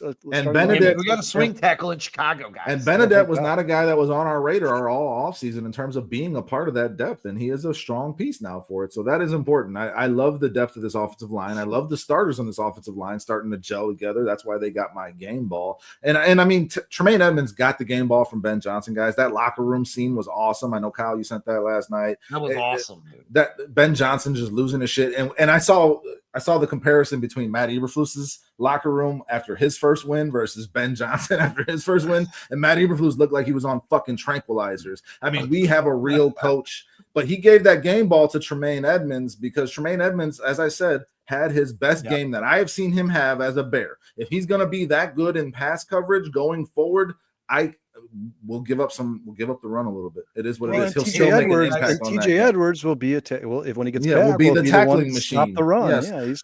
Tremaine Edmonds deserves recognition for the game he had as a Chicago Bear because all I've done is talk shit about how bad he has been. He had a damn good game yesterday. Yeah, he's got a good coach, and all of a sudden he looks like an NFL linebacker. It's crazy. It's like we'll see how it goes. We'll see how it goes for the rest of the season. I want to see more of that from Edmonds. I think they're all going to. I think I don't think the defense, like I said, Dustin, you've said it, Pernin, you've said it, Sean, you've said it. I don't think this defense is ever going to be a top 5 defense in the NFL 2025. But hey, we got a new member. I think each individual player will get better as the season goes on because of Dennis Allen. Thanks for joining. Bears fans, Spawn. Guys, hit that like button if you have not already. Make sure you're subscribed if you are not. Bears fan, throw some stuff in here. I love the picture, man. I love Spawn. He's not a fan of Caleb. No. He says, "What's up, Caleb? Cult clowns." The Cowboys. That is what it is. We welcome all comers in here, man. Yeah, cheers. Hey, Spawn, we love to hear it, man. I love throw it in there. Let's talk. As well. I love Spawn. Let's talk. Yeah, let's hear what you got to say about Caleb. I got two. Speaking of Caleb, Caleb. Go ahead. Speaking of Caleb, did you guys see the post-game interview he did with Tom Brady? Yeah, I did. Yeah, he said, which I thought was interesting, man, because here we are as fans analyzing an ass whooping in Detroit, and then we're beating. we're analyzing an ass whooping in Detroit, and then we're kicking the shit out of the Cowboys. And he said, Ben's going to talk to us about what we did wrong. And Tom's like, oh, really? You think that's the first thing that's what he's going to, and Caleb's like, it's never as good as you think it is when you win, when you watch the tape, and it's never as bad as you think it is when you lose. And yeah, 100%. And that's my mentality about these last 2 games for the Bears. That's my mentality as well. And you heard Caleb in the post-game interview with Tom Rinaldi, Brandon, saying we left a lot on the field, and Ben Johnson's going to have a lot to say about that, knowing who he is. And that's exactly what you want as a football fan of an NFL team. You want that team to work and get better, even after they have a game like they had yesterday. I think Ben Johnson and Caleb Williams felt like they were close to cracking this thing open even last week when they were getting beat up. We saw the progression. We talked about it. Yeah. Yep. Sean, what did you have? We have. Hold on, Sean. Hold on 1 second. Do you guys know this name? AJP. Never seen him before. What up, dude? What's up, fellas? Man, how you doing, brother? He says, "What's up, fellas? Great game yesterday. Really fun to watch. Yeah, hell yeah, man. It's been a long time. It's like the Jacksonville Jaguars game last year since the last time the Bears had a modern day NFL offense. It's interesting. Sean, you got the clap for our new. To see that in the orange and blue. I'm just getting my nuggets together. Yeah, AJP. Thank you for being here, brother. Hit that like button if you have not already. Let us know what you want to talk about. Hit that subscribe if you're not subscribed. You get our content all week. We love new people. So. Oops. All right, Sean, what you got for us? Before we switch this, it's a nice comment to sit right there. Fun fact: Roma Dunze is the first Bears wide receiver ever in the history of the Chicago Bears to have 4 touchdowns after 3 games. Thought that's pretty awesome nugget. Caleb Williams is the second Chicago Bears quarterback this century to have a game with 4 touchdowns, 0 turnovers, and 0 sacks. The other one was Rex Grossman versus Detroit in 2026. And 2026. Or 2006. Sorry, 2006. My bad. And for those that have been on Tremaine Edmonds, those 2 interceptions were his 7th interception since being acquired by the Chicago Bears. And in that span since 2023 to current day, he has more interceptions than any linebacker currently in the NFL. And for those who missed it, tomorrow is your day, Chicagoans. If anyone's listening that's from Chicago, the Wiener Circle stuck their wiener in their mouth and are giving away free hot dogs because they said if Caleb throws four touchdowns yeah. Cowboys, they're giving away free hot dogs. So get down to the Wiener Circle, get your free dog tomorrow, boys and girls. One other fun fact. Caleb is the first quarterback in Chicago, the first Chicago Bears quarterback to lead the NFL in touchdowns since Sid Luckman. Yes, I had that one too, Dustin. Is that through like a certain amount of weeks or just in general? Just at any point leading the NFL in touchdowns. That's worse. At any 1 week. It's worse because 1 week. One Bears quarterback can even do that for week one. Here. Oh, come on. Here, and I'll give you guys one more. Because there was a lot of people that were surprised that Caleb Williams didn't throw an interception. And for the Melon Smashers, the Anthropologies, we love you guys. But in Caleb Williams' last 17 games, he has 25 passing touchdowns and 3 interceptions. You know what? The smile on it shouldn't be a surprise anymore. Smile on his face looks a lot. The smile on his face looks a lot bigger when he doesn't get hit. He's a much happier. That made all the difference. That's why that offensive line. That's why that offensive line gets that game ball, guys. That's why, because Caleb had the time down the field, boys and girls. The decision. I really thought about betting the Lions. They were plus 5.5, and it went down to 4.5. What'd you just see, Sean? They're about 25-yard completion, and they are inside the 10. Yeah, it's going to be an interesting game. That's going to be It's going to be a fun game. It is really going to be. I hope it's a shootout. I need some fantasy points here. Yeah, my fantasy. I'm about to be 2-1 in our league. I kind of kicked the shit out of Eric this week. I mean, how are you guys doing? 2-1 too. You're gonna be 2-1. It depends. You're up. It's up in the air for you right now. If Zay Flowers has a good day, I'm 2-1 as well. All right, and Brandon. If Jahmyr Gibbs has more than 14 points, then I win. Well, Jahmyr Gibbs just got tackled in the backfield and then just ran for 3 yards. So I don't know if that helps you. Thanks. I need more. I need a lot more than that. Okay, guys, where are we going from here? I mean, did we touch on everything we wanted to touch on from that game? I just want to, again, wrap it up with saying 2 key plays of that game. Tyreek Stevenson with that rip of that football. That was an amazing play, right? And then the going forward on 4th down and Caleb paying off Ben Johnson's trust by executing and making a perfect play to get the ball to DJ Moore. That was the nail in the Cowboys' coffin yesterday, because if it goes the other way, Cowboys can get right back in that game. That was a huge play. And to me, the consistency in getting the ball out of Caleb's hands as quickly as possible. And I do appreciate Ben's commitment to the run. You remember this team last year, guys? Yeah. 4 or 5 plays and it didn't work. They're like, well, that's that. Carry the ball 29 times. Next 3.5 quarters, our quarterback's going to get to throw 58 times. And this team, obviously, Ben Johnson's going to make a point to balance this offensive approach. But eventually they got to start actually gaining some yards with that. You can't be running 29 times a game for 3 yards a carry. Like, that's not going to be sustainable, you know? Yeah, my key takeaway from that game, guys, is I know we've heard a lot of people complain about, but we should be considered the stars in the Chicago Bears, but they basically all came out to play on Sunday. Jermaine Edmonds had a great game. Montez Sweat was kind of a force. DJ Moore and Luther Burden both had good games. Caleb Williams obviously looked great. You'd like to see DeAndre Swift in open space more often, but the bottom line is these guys who we brought here to be like the cornerstones of this team on Sunday against the Cowboys, they looked like the cornerstone of the Chicago Bears, and I think there's better things to come. My final takeaway is I'm excited. I'm very happy. I saw progression, and I will say, guys, it was the Cowboys. The Cowboys quarterbacks versus the Cowboys have a 79.4 quarterback rating and 9.8 yards per attempt completion percentage. Those quarterbacks against other teams this year have a 40.8 QBR and 5.8 yards per attempt. So although it looked good, let's build off of this and continue to get better. This was a very bad defense. We took advantage of it. We did what we were supposed to do. So those signs are all good. And it's great to build confidence. And I think they did that this week with each other. But let's just be excited, but still pump the brakes. That's not overreact. Yeah, there's still some concerning stuff from that game for the Bears in terms of their run defense, in terms of their ability to run the football. Yeah. I mean, you are going to be in closer games, and those things are going to bite you in the ass. You shouldn't have overreacted to the Bears getting their asses kicked by Detroit, and you shouldn't overreact to the Bears kicking Dallas's ass. They're somewhere in between right now, and as you guys all said, It's getting better week to week. And you got to go beat the Raiders and get to 2-2 going into No, the that's bye. what I said That is a non-negotiable. on the Halas Hall Hangover last Monday after the Lions game. I said on this podcast, you guys, the conversation is going to be much different. The Bears are 2-2 going into the bye week, and that's what I hope is going to happen. Touchdown Gibbs. I think the Bears are nice. Swag, you and Swaggy said it at the same exact time. Oh, Swaggy, my boy. Exact time. But yeah, if they go in the bye week 2-2, this is a much different conversation than it was against the Did I do anytime touchdown?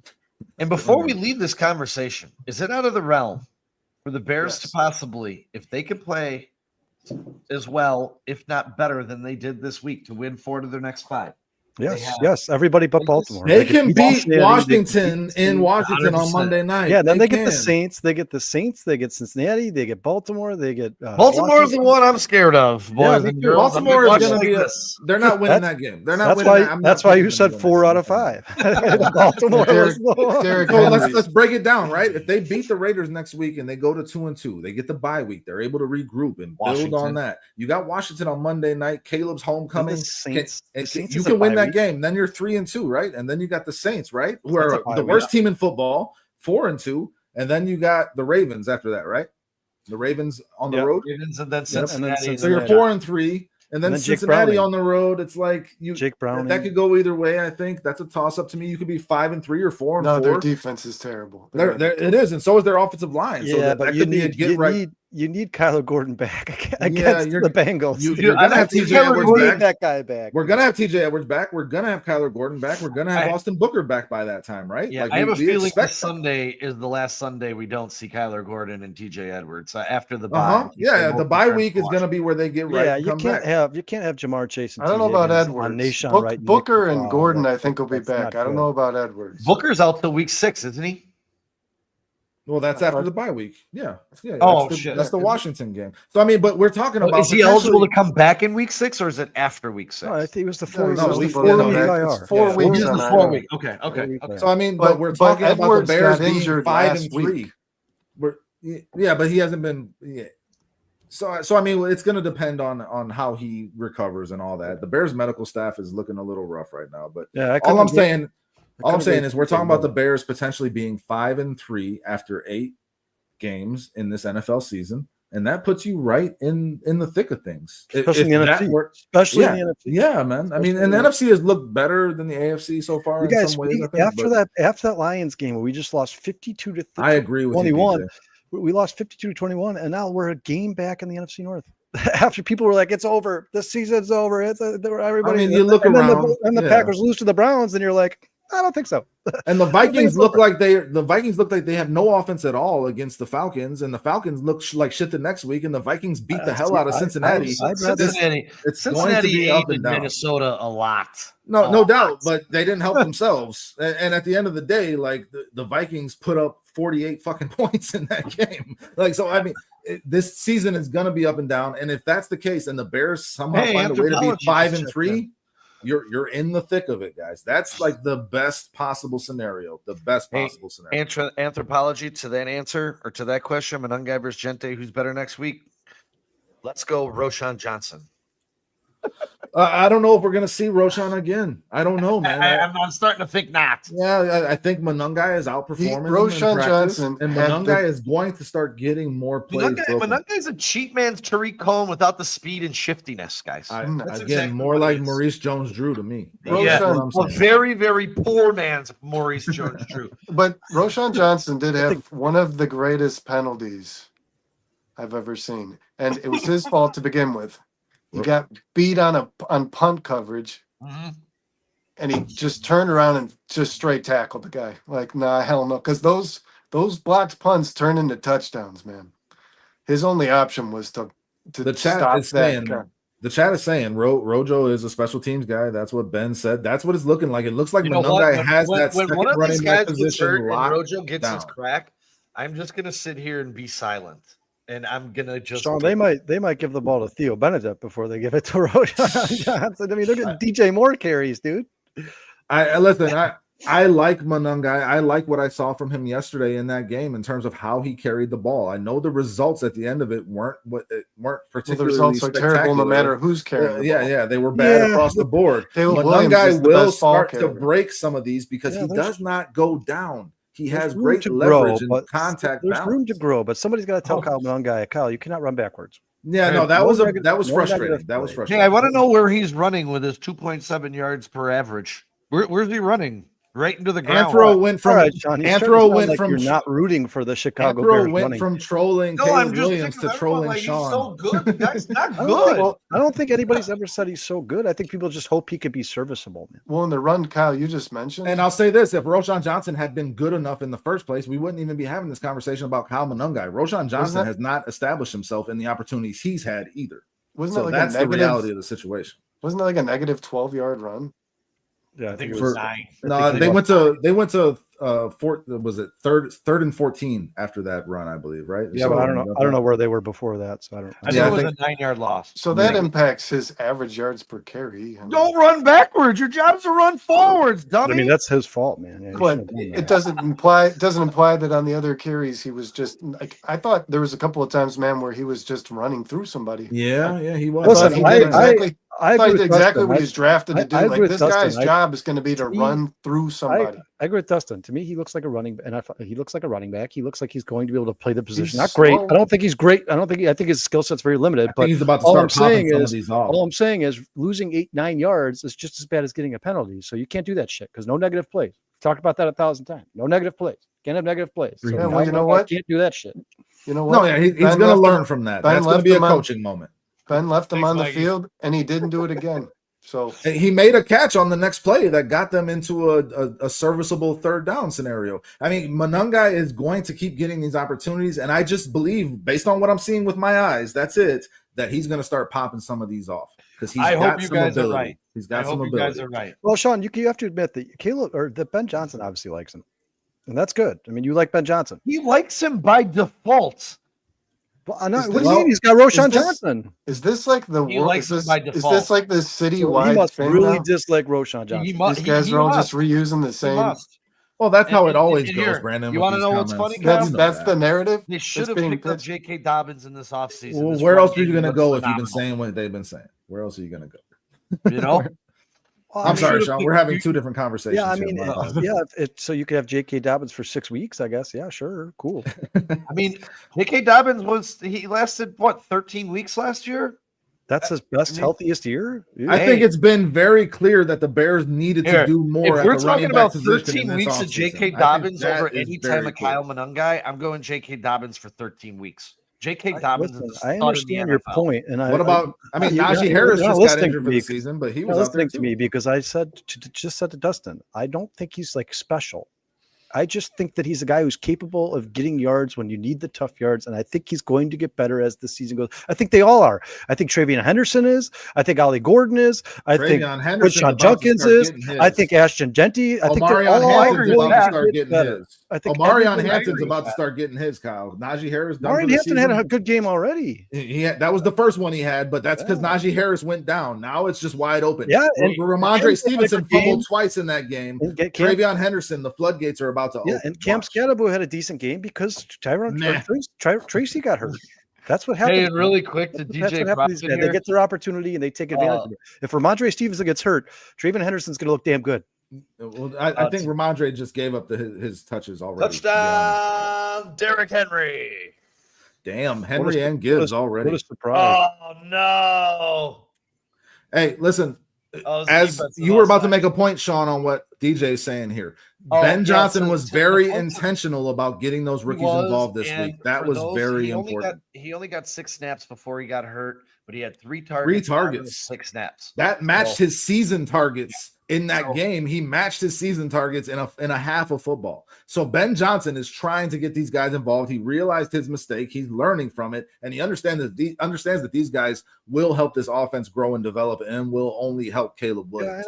Yeah, that's an important thing to talk about. Really super early, but it does suck that Colston Loveland's coming into the NFL with an injury. Now he's already hurt. Like, I hope this isn't like a pattern.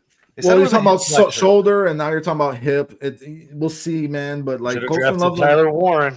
He looked great again All on right, Sunday. I'm not starting that conversation. I'm Yeah, just I mean, saying. I Caleb- hope he's not like an injury-prone player. That would suck. That would Caleb absolutely also suck. kind of. I think Colston will be fine, guys. Caleb also kind of put him in harm's way, man. I mean, he probably should have just let that ball go. Honestly, He's trying to Real make quick, a play. real quick before we get across the NFL, shout out to everybody in the chat. Anthro finally joined us. Rocket Dream, Romy, DJ Prophet is in here. Breaking news, Bruce, as always. Hold on, guys. Relentless Mikey's been on fire. Swaggy McNolegs killing it as well. If I missed you, I'm sorry. Everybody in here, thank you for being here. We appreciate you. Make sure you hit that like button. Make sure you subscribe. Make sure you tell a friend, man. We just like to have fun here and talk Bears. Appreciate you. Real quick, AJP and and Spawn, appreciate you guys joining the show today, man. Thank you very much. Yeah, Patty L, Melon Smasher, Ron Winarski, Paul Martin, Jed. We love y'all. Thank you for being here. Thank you. Man. Appreciate Make the show go. Yeah. Fuck yeah. Absolutely. Thank you guys so much. Okay, All right, Sean, what do we got in terms of maybe? getting around the NFL? Some surprises, some disappointments, some things that we're seeing. I mean, I got some questions for y'all. I don't know if bring you up guys Daniel got anything. Jones. I'm punching you. But I had a couple questions, and I had I think Mikey said that Caleb right now is better than any second-year quarterback statistically, but I beg to differ, and I want to ask you guys this: is it time that we've all talked about it? I've called him Baby Josh Allen. We did this on the bare minimum on Thursday. He had the best stats of all these guys going into this after this week. Yeah, 70. I mean, he's fifth in the NFL in passing yards, 5 passing TDs, 7.4 yards per pass, 72% completion percentage. Is this a true breakout for Drake May? Is Drake May the true competition for Caleb Williams? I mean, I admitted that I was wrong. Jaden Daniels not being out there makes a difference. But even before that, Jaden Daniels is completing less than 60% of his passes, Kyle. I mean, Jaden Daniels is having a rough season. Drake May has stood out of all these second-year quarterbacks to me, and he was the guy that I was the least high on. I thought he was a for sure bust. I'm eating my words on that, and I'll acknowledge it right now. He has been fucking awesome this year. Now, what you worry about with him is the mistakes, trying to make a play, trying too hard to make a play. A lot of the stuff that you worry about with Caleb Williams as well, where he's not playing within the offense and he makes mistakes that loses your team the game potentially. In terms of his skill set and his talent, it's up there, man, and it's going to be tough tough for Caleb to outshine him this year the way he's playing. I know people are going to make fun of me because a lot of people don't like him, but I like the hiring. Same here, DJ. I like the hiring of Josh McDaniels. I think that's kind of his Ben Johnson. It's not surprising me that the team that got Josh McDaniels and the team that got Ben Johnson, those young quarterbacks look the best of every young quarterback in the NFL. Doesn't surprise me at all because Josh McDaniels is also good at getting guys in open space. He's very good. Drake May really doesn't have any weapons. They need to be using Travion Henderson a lot. And Hunter Henry. Hunter Henry went terrible. off. Hunter Henry went. I think at the end of the day, though, they lost that game, and Drake May made some bad throws in that game too, guys. I think still learning. Sean, I think it's. I don't know about Michael Penix. I think Drake May, Caleb Williams, Jaden Daniels, and Bo Nix are all good quarterbacks. And I think you're going to see progression and regression, and over the next few years, they're all going to obviously get to where it is they're going to be. And I think Sean Payton and Bo Nix, I mean, that's a match made in heaven. Jaden Daniels is just a super talented player, but I think this still, if Drake May and Caleb snap this year, you're still looking at one of the best quarterback classes ever after, Jaden Daniels and Bo Nix had their rookie seasons. If Drake May and Caleb step up, this is definitely going to be in the conversation with 83. And everybody keeps talking about Michael Penix, and nobody's mentioned the fact that he has played the least amount of all of them. So he gets 5 games to JJ McCarthy has, but I like the mechanics. Everybody else gets 19. I don't think he's doing that to himself though, Kyle. Penix played like shit. He played like shit. You got to stick with your guy if you pick him. Though. Think about some of the games last year from Caleb. Think no about doubt. the Seahawks game. He played like shit. He played like absolute dog shit. The thing about the Falcons, though, is they have a lot of talented playmakers. They have a solid offensive line. They lost McGarry at the right tackle going into the season. Needs time, man. But, you're not leaning on Bijan enough, as crazy as that sounds. The guy had 111 total yards. They're not throwing to Drake enough. Yeah, and that's another thing about that team. I understand that game was an ass whooping, so it kind of took the run game out of it. But Bijan's averaging like 9 yards a carry, and they don't give him the ball for 12 minutes. What are you guys doing? So stupid. I don't understand what they're doing. Yeah, Penix was in a bad spot. I don't think they benched him for the season, guys. I think he's starting again next week. I think they just didn't see it in that game, and they wanted to get him out. I think he did for Cousins. Yeah, in that game, but I don't think that that's going to be permanent. I think Penix is coming back next week. That's what I think. How is? Wait, who's? Oh, you're saying that Jaden is too fragile. All right, that makes sense. Yeah. And then you're saying they have Algier too about the. I thought he was talking about Bijan. Yeah, no, Bijan is not fragile. I saw Bijan. Bijan makes defenders' ankles fragile. That's for sure. I don't know if you guys ever seen that. Have you guys ever seen the play in college? Bijan lands on the top of. No, he recorrected that, Brandon. He recorrected that. It was Bijan, but then he was like, I realized that I don't like that. I want to be called Bijan. It's too late. It's too late.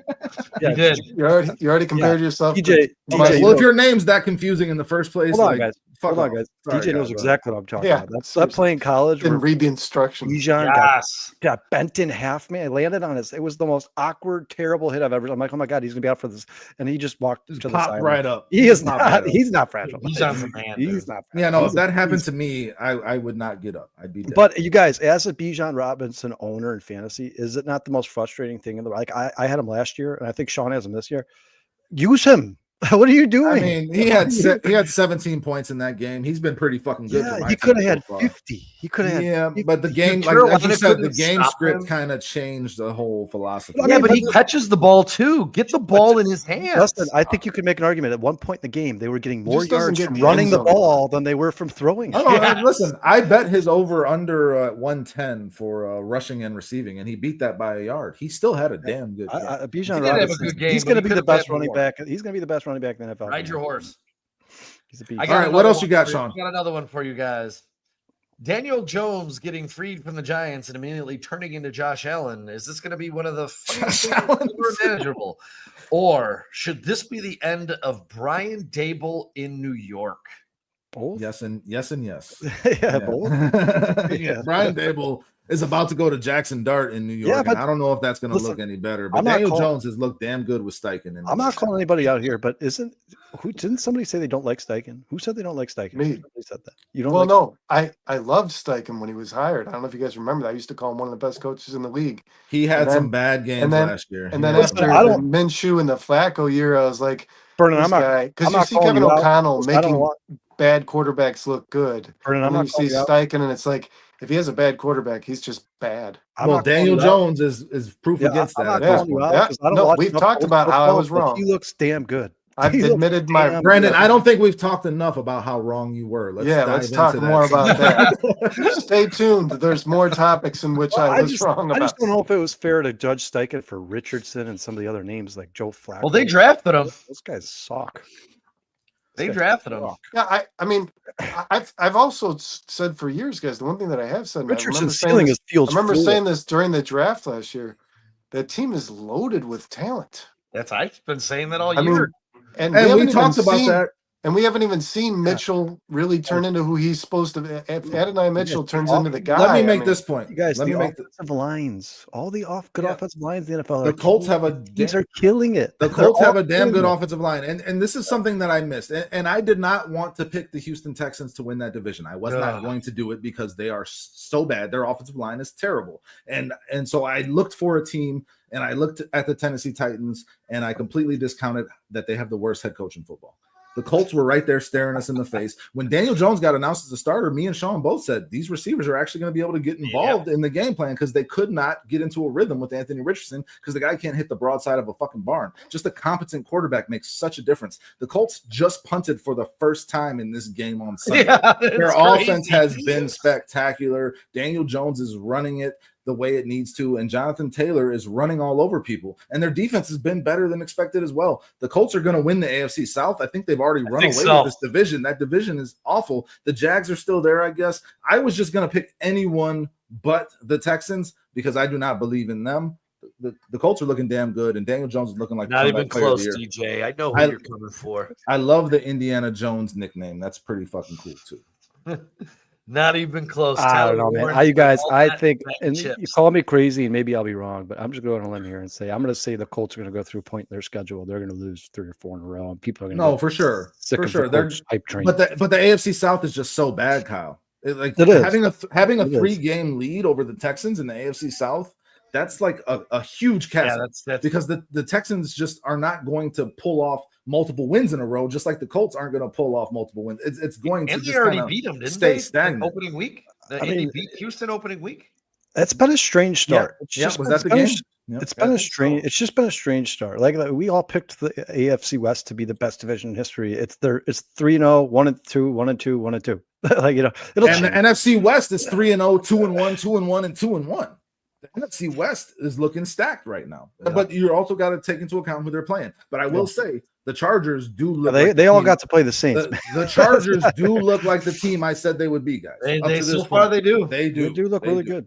That was a great comeback versus Denver yesterday because Denver was handing it. Yeah, Bo Nix ruined that game, man. That was and you know what? This second-year quarterbacks, Bo Nix had looked like ass. This next question is going to go directly into that because I'll be honest, I was thinking when you're looking at Bo Nix right now, he's got happy feet. He's throwing a little quicker than he was last year. And that begs the question, are we going to look back on CJ Stroud's rookie year as one of the strangest in NFL history? Is he closer to being a bust than becoming the franchise quarterback of the Houston Texans? Well, I whipped that stat out earlier in the show. Caleb has been better than CJ Stroud since CJ Stroud beat him in that game. I mean, CJ Stroud has here. Let me make the point because CJ Stroud did not look good last year, Kyle. At any point, they went to the playoffs and they won a game, but like it wasn't because of CJ Stroud. The Texans are doing CJ Stroud a horrible disservice in my mind.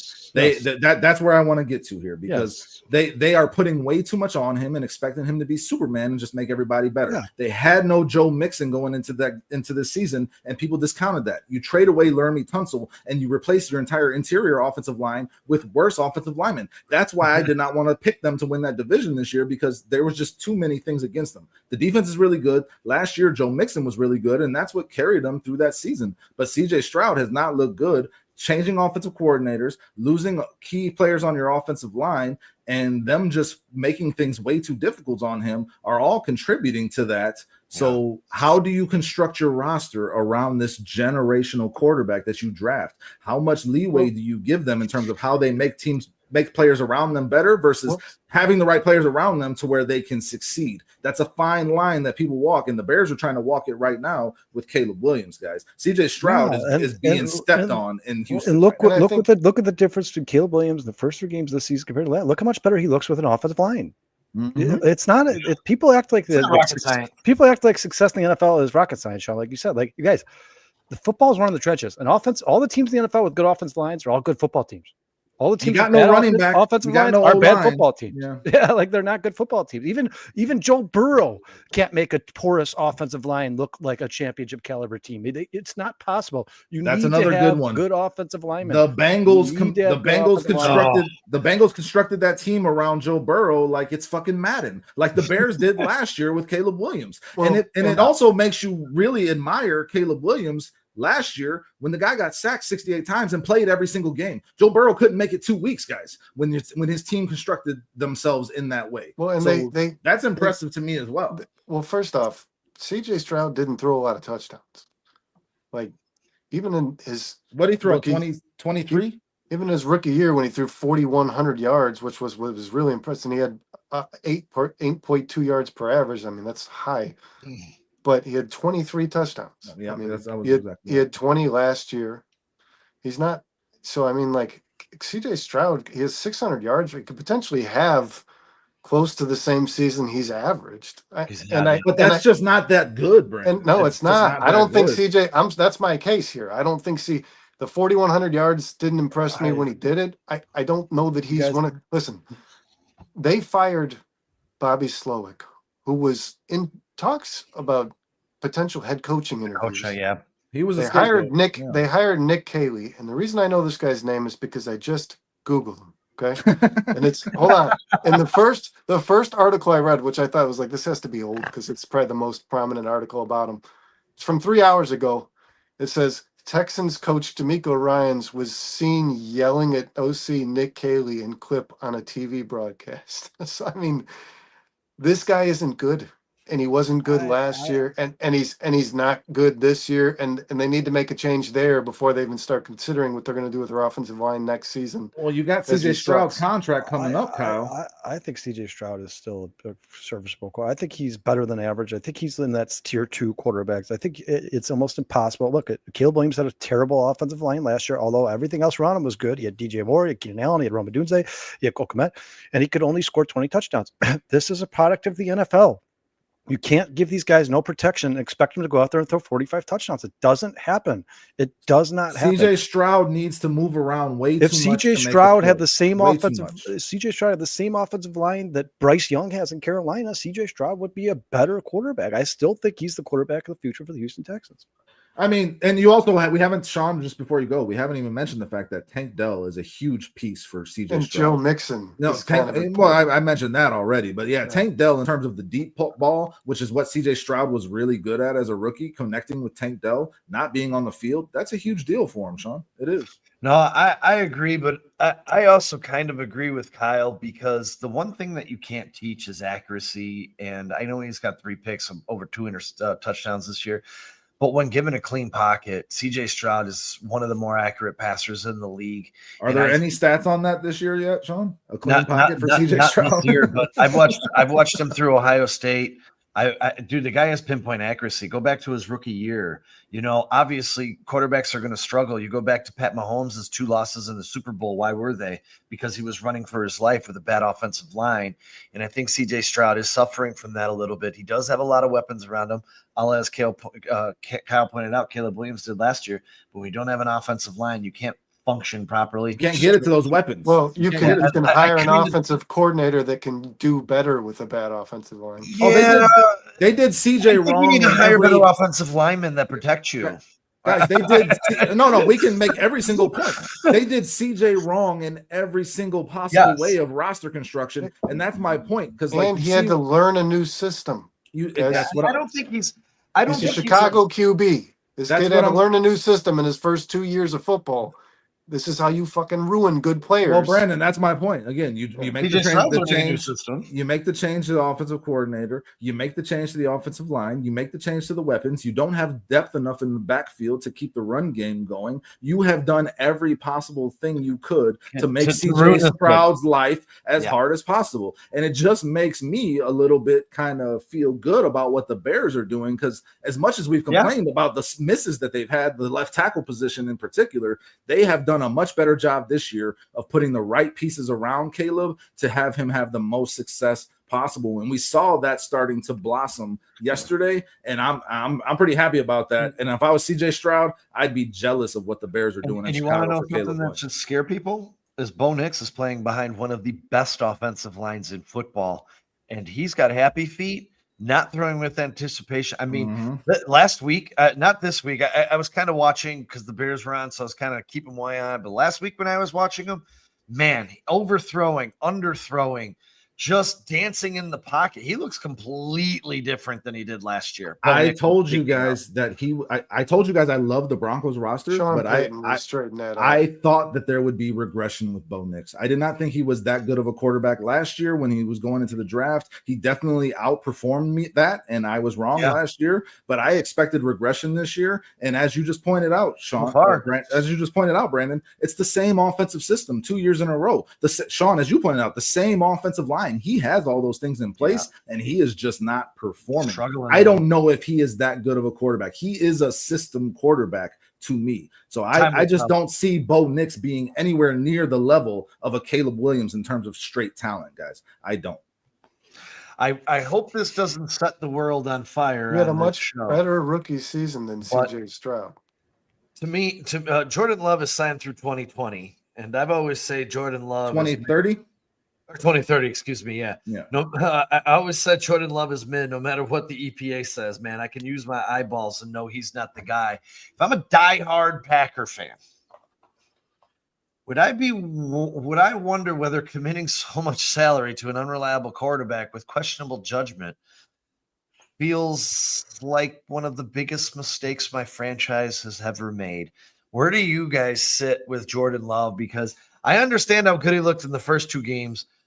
But when this guy gets put under pressure, has to make decisions against good defenses, he does what he throws the game away. He throws the game away. Yeah, Sean, I said it when they signed him. It's very uncharacteristic of the Packers to give a guy one of the biggest contracts in the NFL after 6 good games. That's the Packers don't do that stuff. They just don't do that stuff. So here he's inconsistent. That's what Jordan Love is. He's not good when he's under pressure. He's not good against good defenses. We've seen that. He's proven that. And now they're stuck with him. Now you're going to have to deal with this, and it's going to keep them out of championship contention. They're not going to beat the Eagles in the NFC championship game. They're not going to beat Detroit in the NFC championship game. I know they beat Detroit week 1. Yeah, it's just because Detroit's defense is pretty they good. They still don't have a number one receiver, not yet. We don't know what Matthew Golden's going to be, but they continue to ignore the number 1 receiver role. I think Josh Jacobs going to have a much worse year this year than he did last year, excluding the 1-yard touchdowns that he gets. I just don't think that this team is as good as people think. I think the defense is amazing, absolutely phenomenal. And I think they have one of the best defensive coordinators in football. And I think that's going to give them a good record. And they're going to be in the playoff conversation. I just think when it gets to the big boys and they start playing some of the best teams in the NFC, I don't think the Packers have enough to separate themselves from those teams. They don't. I agree. I'm going to be a little more level-headed on this because I have been with Jordan Love since he started playing for the Packers. I think it's somewhere in between, Sean. Like there's the bad and there's the good, and where he ultimately falls is somewhere in between. And he has a good ability to just not have a memory about what happened before. He goes back out there and he keeps slinging it. And that's why he keeps making the same mistakes over and over. No, yeah. I mean, against my Niners, he threw the game away in the playoffs. I know what Jordan Love is capable of in those situations, and it's not good for the Packers. And LaFleur's biggest job is fixing that with Jordan Love because he's a gunslinger. He is like a Brett Favre. He is going to let it go. But Kyle, when you talk about the contracts, and Sean, when you talk about the contracts, that's every NFL team when they have a quarterback perform on a rookie contract, they are going to have to pay them. Your other option is letting them go and then restarting over again. Yeah, Jordan, and you know what? If Jordan Love's not capable of winning a Super Bowl, that's the move you should make. But there's only one team that wins the Super Bowl every year. Your job is just to get into contention. Jordan Love can be good enough to get you in contention, but he can be bad enough to throw you out of it in one game or one pass. I would have drafted Jackson Dart. If I was the Packers, I would have drafted Jackson Dart. When he did, Jackson Dart is not better than Jordan Love, dude. He was on a 10-game. I would have drafted him. He was on a. Didn't. Jordan Love is a better quarterback than Jackson Dart, in my opinion. That'll play out over that statement. Well, you can't make the statement that he is either. I'm not saying it. He was on a 10-game streak without throwing an interception. He's a better quarterback than you guys give him credit. That was 2 years ago, Brandon. He's inconsistent. What? That was in this season. That was in this season, dating back to last season. Jordan Love had another streak of that. He has streaks where he does well, and he has streaks where he performs badly. The thing that you have to think about when you're a team paying that quarterback is there way more time between the streaks where he does bad and during the streaks that he does good. What's the definition? Jordan Love does check that box. What's the definition for that? The definition for that would be inconsistent. No, for sure, but describing inconsistency. Any relationship you have, Kyle, you're going to weigh the good and the bad. And does the good outweigh the bad? With Jordan Love, it does. And I think if you're going to say otherwise, it's more of a Chicago Bears bias, and that's fine. That's okay. Justin, but Jordan Love is a solid quarterback. You and Brandon have liked Jordan Love since he got to the NFL. I think Jordan Love is very comparable to Dak Prescott. Sean and I have been saying the same thing about Jordan Love since together. We have not. Sean, have you strayed in any way from Jordan Love? But if Jordan Love had been drafted by the Dolphins, you might feel a little different. Is all I'm saying. He's a guy who makes plays, and he has a really good coach. And outside of that, he's not special in any way, shape, or form. I think he's inconsistent. He ruins games. I wouldn't want him to be our quarterback. I would not want Jordan Love. I would not want him to be. If I'm trying to win a Super Bowl, I'm very happy that he's not. Every team is trying to win a Super Bowl, man. But when it's time to pay your quarterback, you either decide, do I pay him? And if you pay him, it's going to be this amount. That's what it's going to be. Guys this. Or you don't, and you move on. If the Packers made the choice to pay him, every team would have paid him the same amount of money. That's simply yes or no. Does the Packers win the Super Bowl with Jordan Love under center? No. I don't know. I think it's possible if he has one of those streaks, Brandon, that you're talking about. No, I think it's possible if he has one of those teams. If a team is loaded with talent, they're picked to win the Super Bowl this year. Doesn't win a Super Bowl. The quarterback helps the team win a Super Bowl. Quarterback doesn't win a Super Bowl? Are you insane? Well, it is a team game in terms of the all 11 guys on either side of the ball making plays. In order for that to happen, the quarterback needs to not make the mistakes. That's where Jordan Love has his biggest issue in my mind. If he makes that mistake in those big games, which he has repeatedly, then you will lose, and then that's a guy that you can't win with. I would beg to differ, because I can think of 3 quarterbacks that aren't Hall of Famers that have won Super Bowls. And quarterbacks that have won recently are going to be 25 years. Yeah, this has changed very drastically. Brennan, what do you got on Jordan Love? Let's hear it. Well, no, I mean, I don't know where that conversation was going, but I think what I said was misinterpreted. I think Jordan Love is comparable to a guy like Dak Prescott. I think he's better than I think he's better than a guy. I think he's better than a guy like Tua. I think you guys think less of him because he's a Packer. Absolutely. I think statistically he's as good as all the tier 2 quarterbacks in the NFL. There's nothing that separates him. Yeah. Nothing separates him from the tier 2 guys. There's no, it's not like Jordan Love's mistakes are much more egregious than all the other guys that play his. They are, because they're not. All quarterbacks makes bad mistakes. Some quarterbacks dude, Dak Prescott just threw an interception yesterday. He can do that a lot, but he can also win you a football game. He can. Yeah, well, I think it comes down to the fact that there's only a handful of guys that are those Super Bowl quarterbacks. Well, every team is not going to have that guy, guys. You still got to pay him. You still got to pay him. The difference. I keep looking until I find when Jordan Love makes those turnovers, because when Jordan, so you wouldn't have re-signed Brock Purdy. They're in the worst point of the game. You got to do it. You got to have a quarterback repeatedly.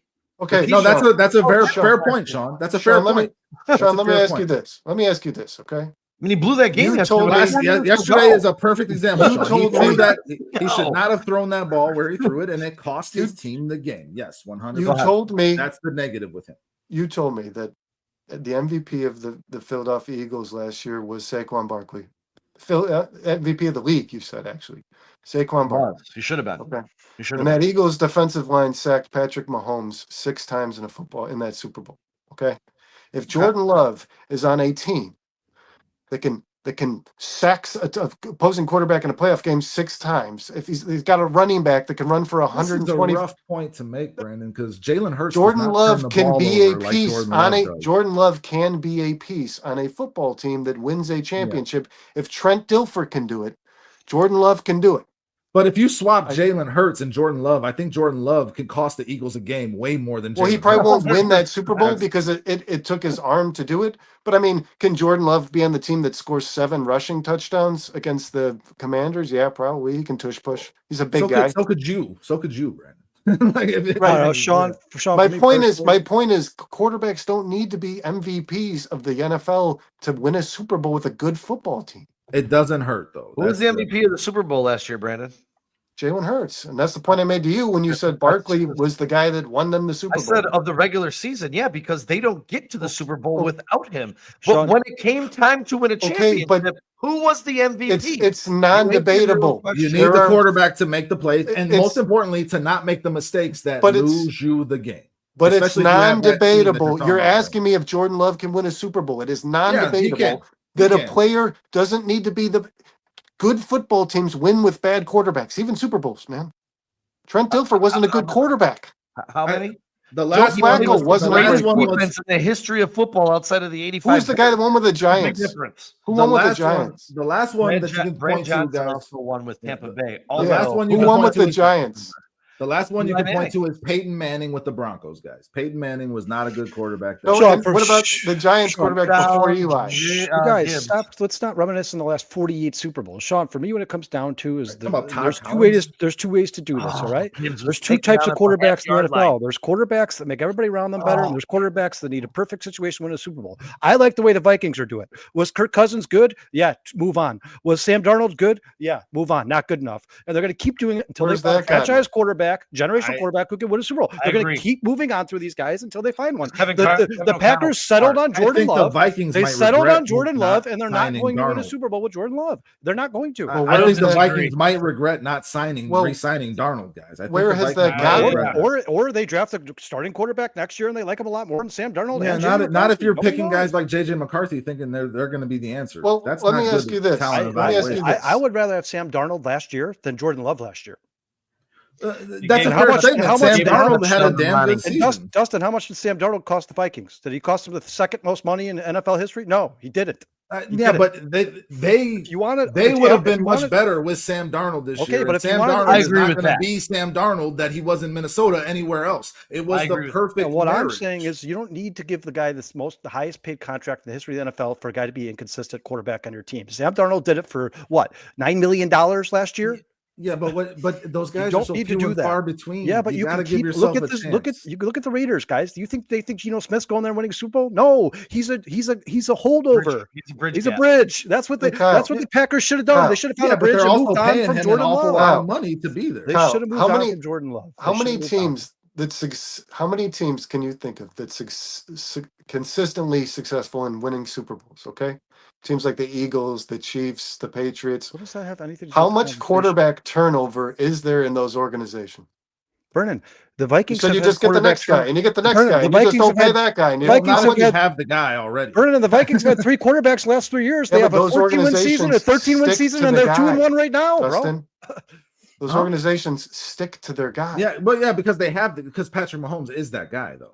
Tom Brady is that guy. Look what the Jalen Hurts has shown himself 3 different quarterbacks. They're like 58-12 with 3 different quarterbacks. Yeah, but if you're talking about Super Bowls, Kyle, they lost in the first round of the playoffs last year. Yeah, so you know what they have to do? They have to keep circulating until they find the one they like. And I would not settle on a guy like they could have paid Sam Darnold and made him one of the highest paid quarterbacks in the NFL, but they're like, you know what? He's good. Settled on Carson Wentz. Good enough. I think JJ McCarthy is actually not even injured. I think they just wanted him to be on the bench, and Carson Wentz is their backup option, and that's going to bite them in the ass. Now we're just speculating. Listen, I think if the Niners draft and the Niners signed on Mac Jones, and they're both winning. They're both winning. If the Carson Wentz is winning, Mac Jones is winning, Carson Wentz is winning. So obviously, what they did is working. Yeah, right? And the Packers lost a game that was a trap game.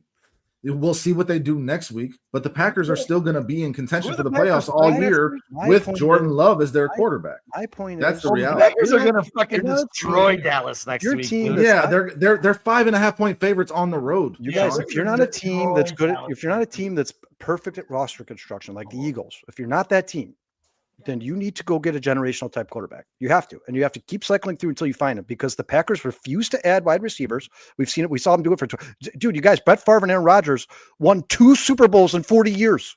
They should have won 12. The Packers are not great at roster construction. They don't like paying people. Their big free agency addition outside of Micah Parsons was Nate Hobbs. They don't make championship moves in the preseason. Listen, we're not going to agree on this, but again, I'm taking a level-headed approach. I understand what Jordan Love is, but can you win with him? Yes, the Packers are winning with them. They're 2-1 with them. Keep being your first round knockout. That's so if we at least they're in the fucking playoffs. Yeah, if we wrap this up, because let's get it done. We got to get to an audience to football here. But one last one before we get out of here. 0-3 teams, man. 0-3. Give me your worst one. Give me your worst one. It's not even a question. It's not even a question. The Titans would beat the Saints. The Dolphins would beat the Saints. The Giants would beat the Saints. The Jets would beat the Saints. I think the Titans will continue to get better. The Saints are the worst team on this list. I don't know. The Jets have been competitive in every game. That's like the best 0-3 team on here. The Dolphins are really bad, guys. The Dolphins were competitive against the Bills. The Dolphins were competitive against the Bills on Thursday, but like the Giants hung in there with the Chiefs for the first 3 quarters. Yeah, listen. I think it's the Saints. I think that's a pretty clear answer. And I think we almost had the Chiefs on this list, guys. And that would have been crazy. The Chiefs have started out this season pretty rough. That's the other thing, man. Are the Chiefs done? I mean, they look awful. They're not done. So the Saints are the worst team in the NFL. The Chiefs are going to be in the playoff contention still this year in a very tough division. As long as Patrick Mahomes is there. Yeah. The Chiefs are going to continue the Chiefs are going to continue to figure it out. I'll tell you guys, it's been an amazing touchdown to Montgomery. These 2 football teams too. That was just a hell of a drive by the Lions to score. I don't know, Sean. I don't think it's a close conversation, to be honest with you. No, the Chiefs are not. Once the Chiefs get Rashee Rice back, and I think he's an integral, huge part of the offense for the Kansas City Chiefs. I think he means a lot to that. I think he might mean more than that team than almost any receiver in the NFL means to their team. I think it's more than that, man. I think they're missing a piece, man. Travis Kelce looks upset because nobody's getting open downfield. That's why he looks lost. Nobody's getting open. Hollywood Brown. Burton's been open downfield. Yeah, and Sean, the better he gets, the better the Chiefs are going to get. The better he gets, the Jalen Royals is going What to up, play Flex? next week. What up, Flex? Jalen Royals guys, is going to. Hey, if we Jalen went around Royals the Chiefs is going will be to play next The week. Chiefs will if be we went okay. around the league and each of us gave a game ball to any player in the league for any game, who would your game ball be outside of the How Chicago about any player for the 3-game stretch? How about that? 3-game stretch? Yeah, the first 3 weeks. Oh, I was just thinking this. Justin week. Herbert. Justin Herbert Oh, is the for league this MVP. weekend? Oh, okay. Yeah, Yeah. for this Justin past- Herbert this past Sunday, Justin Herbert, the first 3 weeks of this season, he has stepped up into a new tier. He is in that tier now with Josh Allen and Lamar Jackson. He is stepping into that tier, and I think he's going to continue to have a damn good season. And the Chargers might be 8-0 before they lose. Sean, Guys. my game ball goes to Jordan Davis You stole mine. to block it Like- and score it. That- That's impressive, dude. The Yeah, block. wasn't He was Yeah, running yeah, like yeah. 18 miles per hour. Didn't they That already big have the boy lead ran in that 18 game? miles per hour. What's that?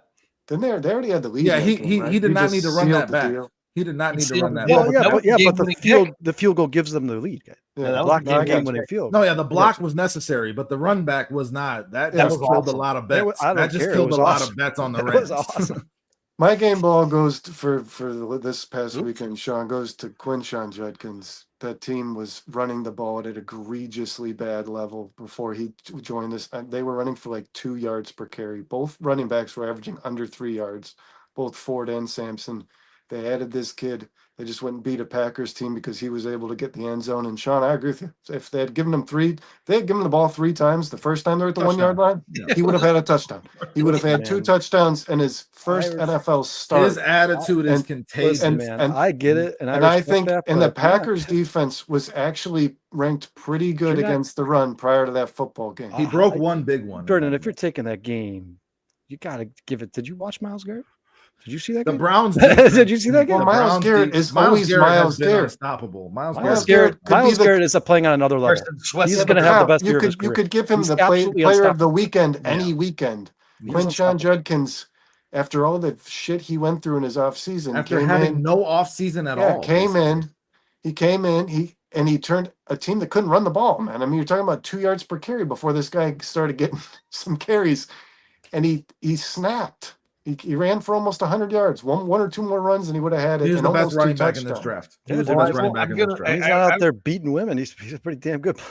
Pretty damn good Yeah, player. that's alleged. That's not Actually that's dropped. not- Allegedly, he gave Not her a big alleged. fat chunk of cash. Dropped. I was gonna give my game Yeah, ball 'cause to he gave her Jordan big butt Davis. checks. Well, that's That's what what we can. being extorted is called, man. Yeah. I was gonna give my game ball to Jordan Davis, but what the hell? I'm gonna give it to the Cleveland Browns, the whole freaking team for holding it together.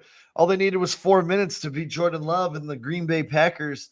So Jordan Let's Love go. beat Jordan Love. let's in that go. game. Yeah, Jordan Love was his own worst enemy in that game. All right, guys, let's go watch the Monday Night Football here. Usually is. Good and long It show. usually is. Let's wrap it up. This has been a fun show, guys. You guys were all great tonight. The chat was great. DJ Profit, Flex Diggs finally joined us. Phil is in here. Rocket Dream, Melon Smasher joined us, and Anthro, the Caleb guys. Relentless Mikey, Breaking News, Bruce, Always hot. Romy. We love y'all. Who else did we miss in here? Jed was in here.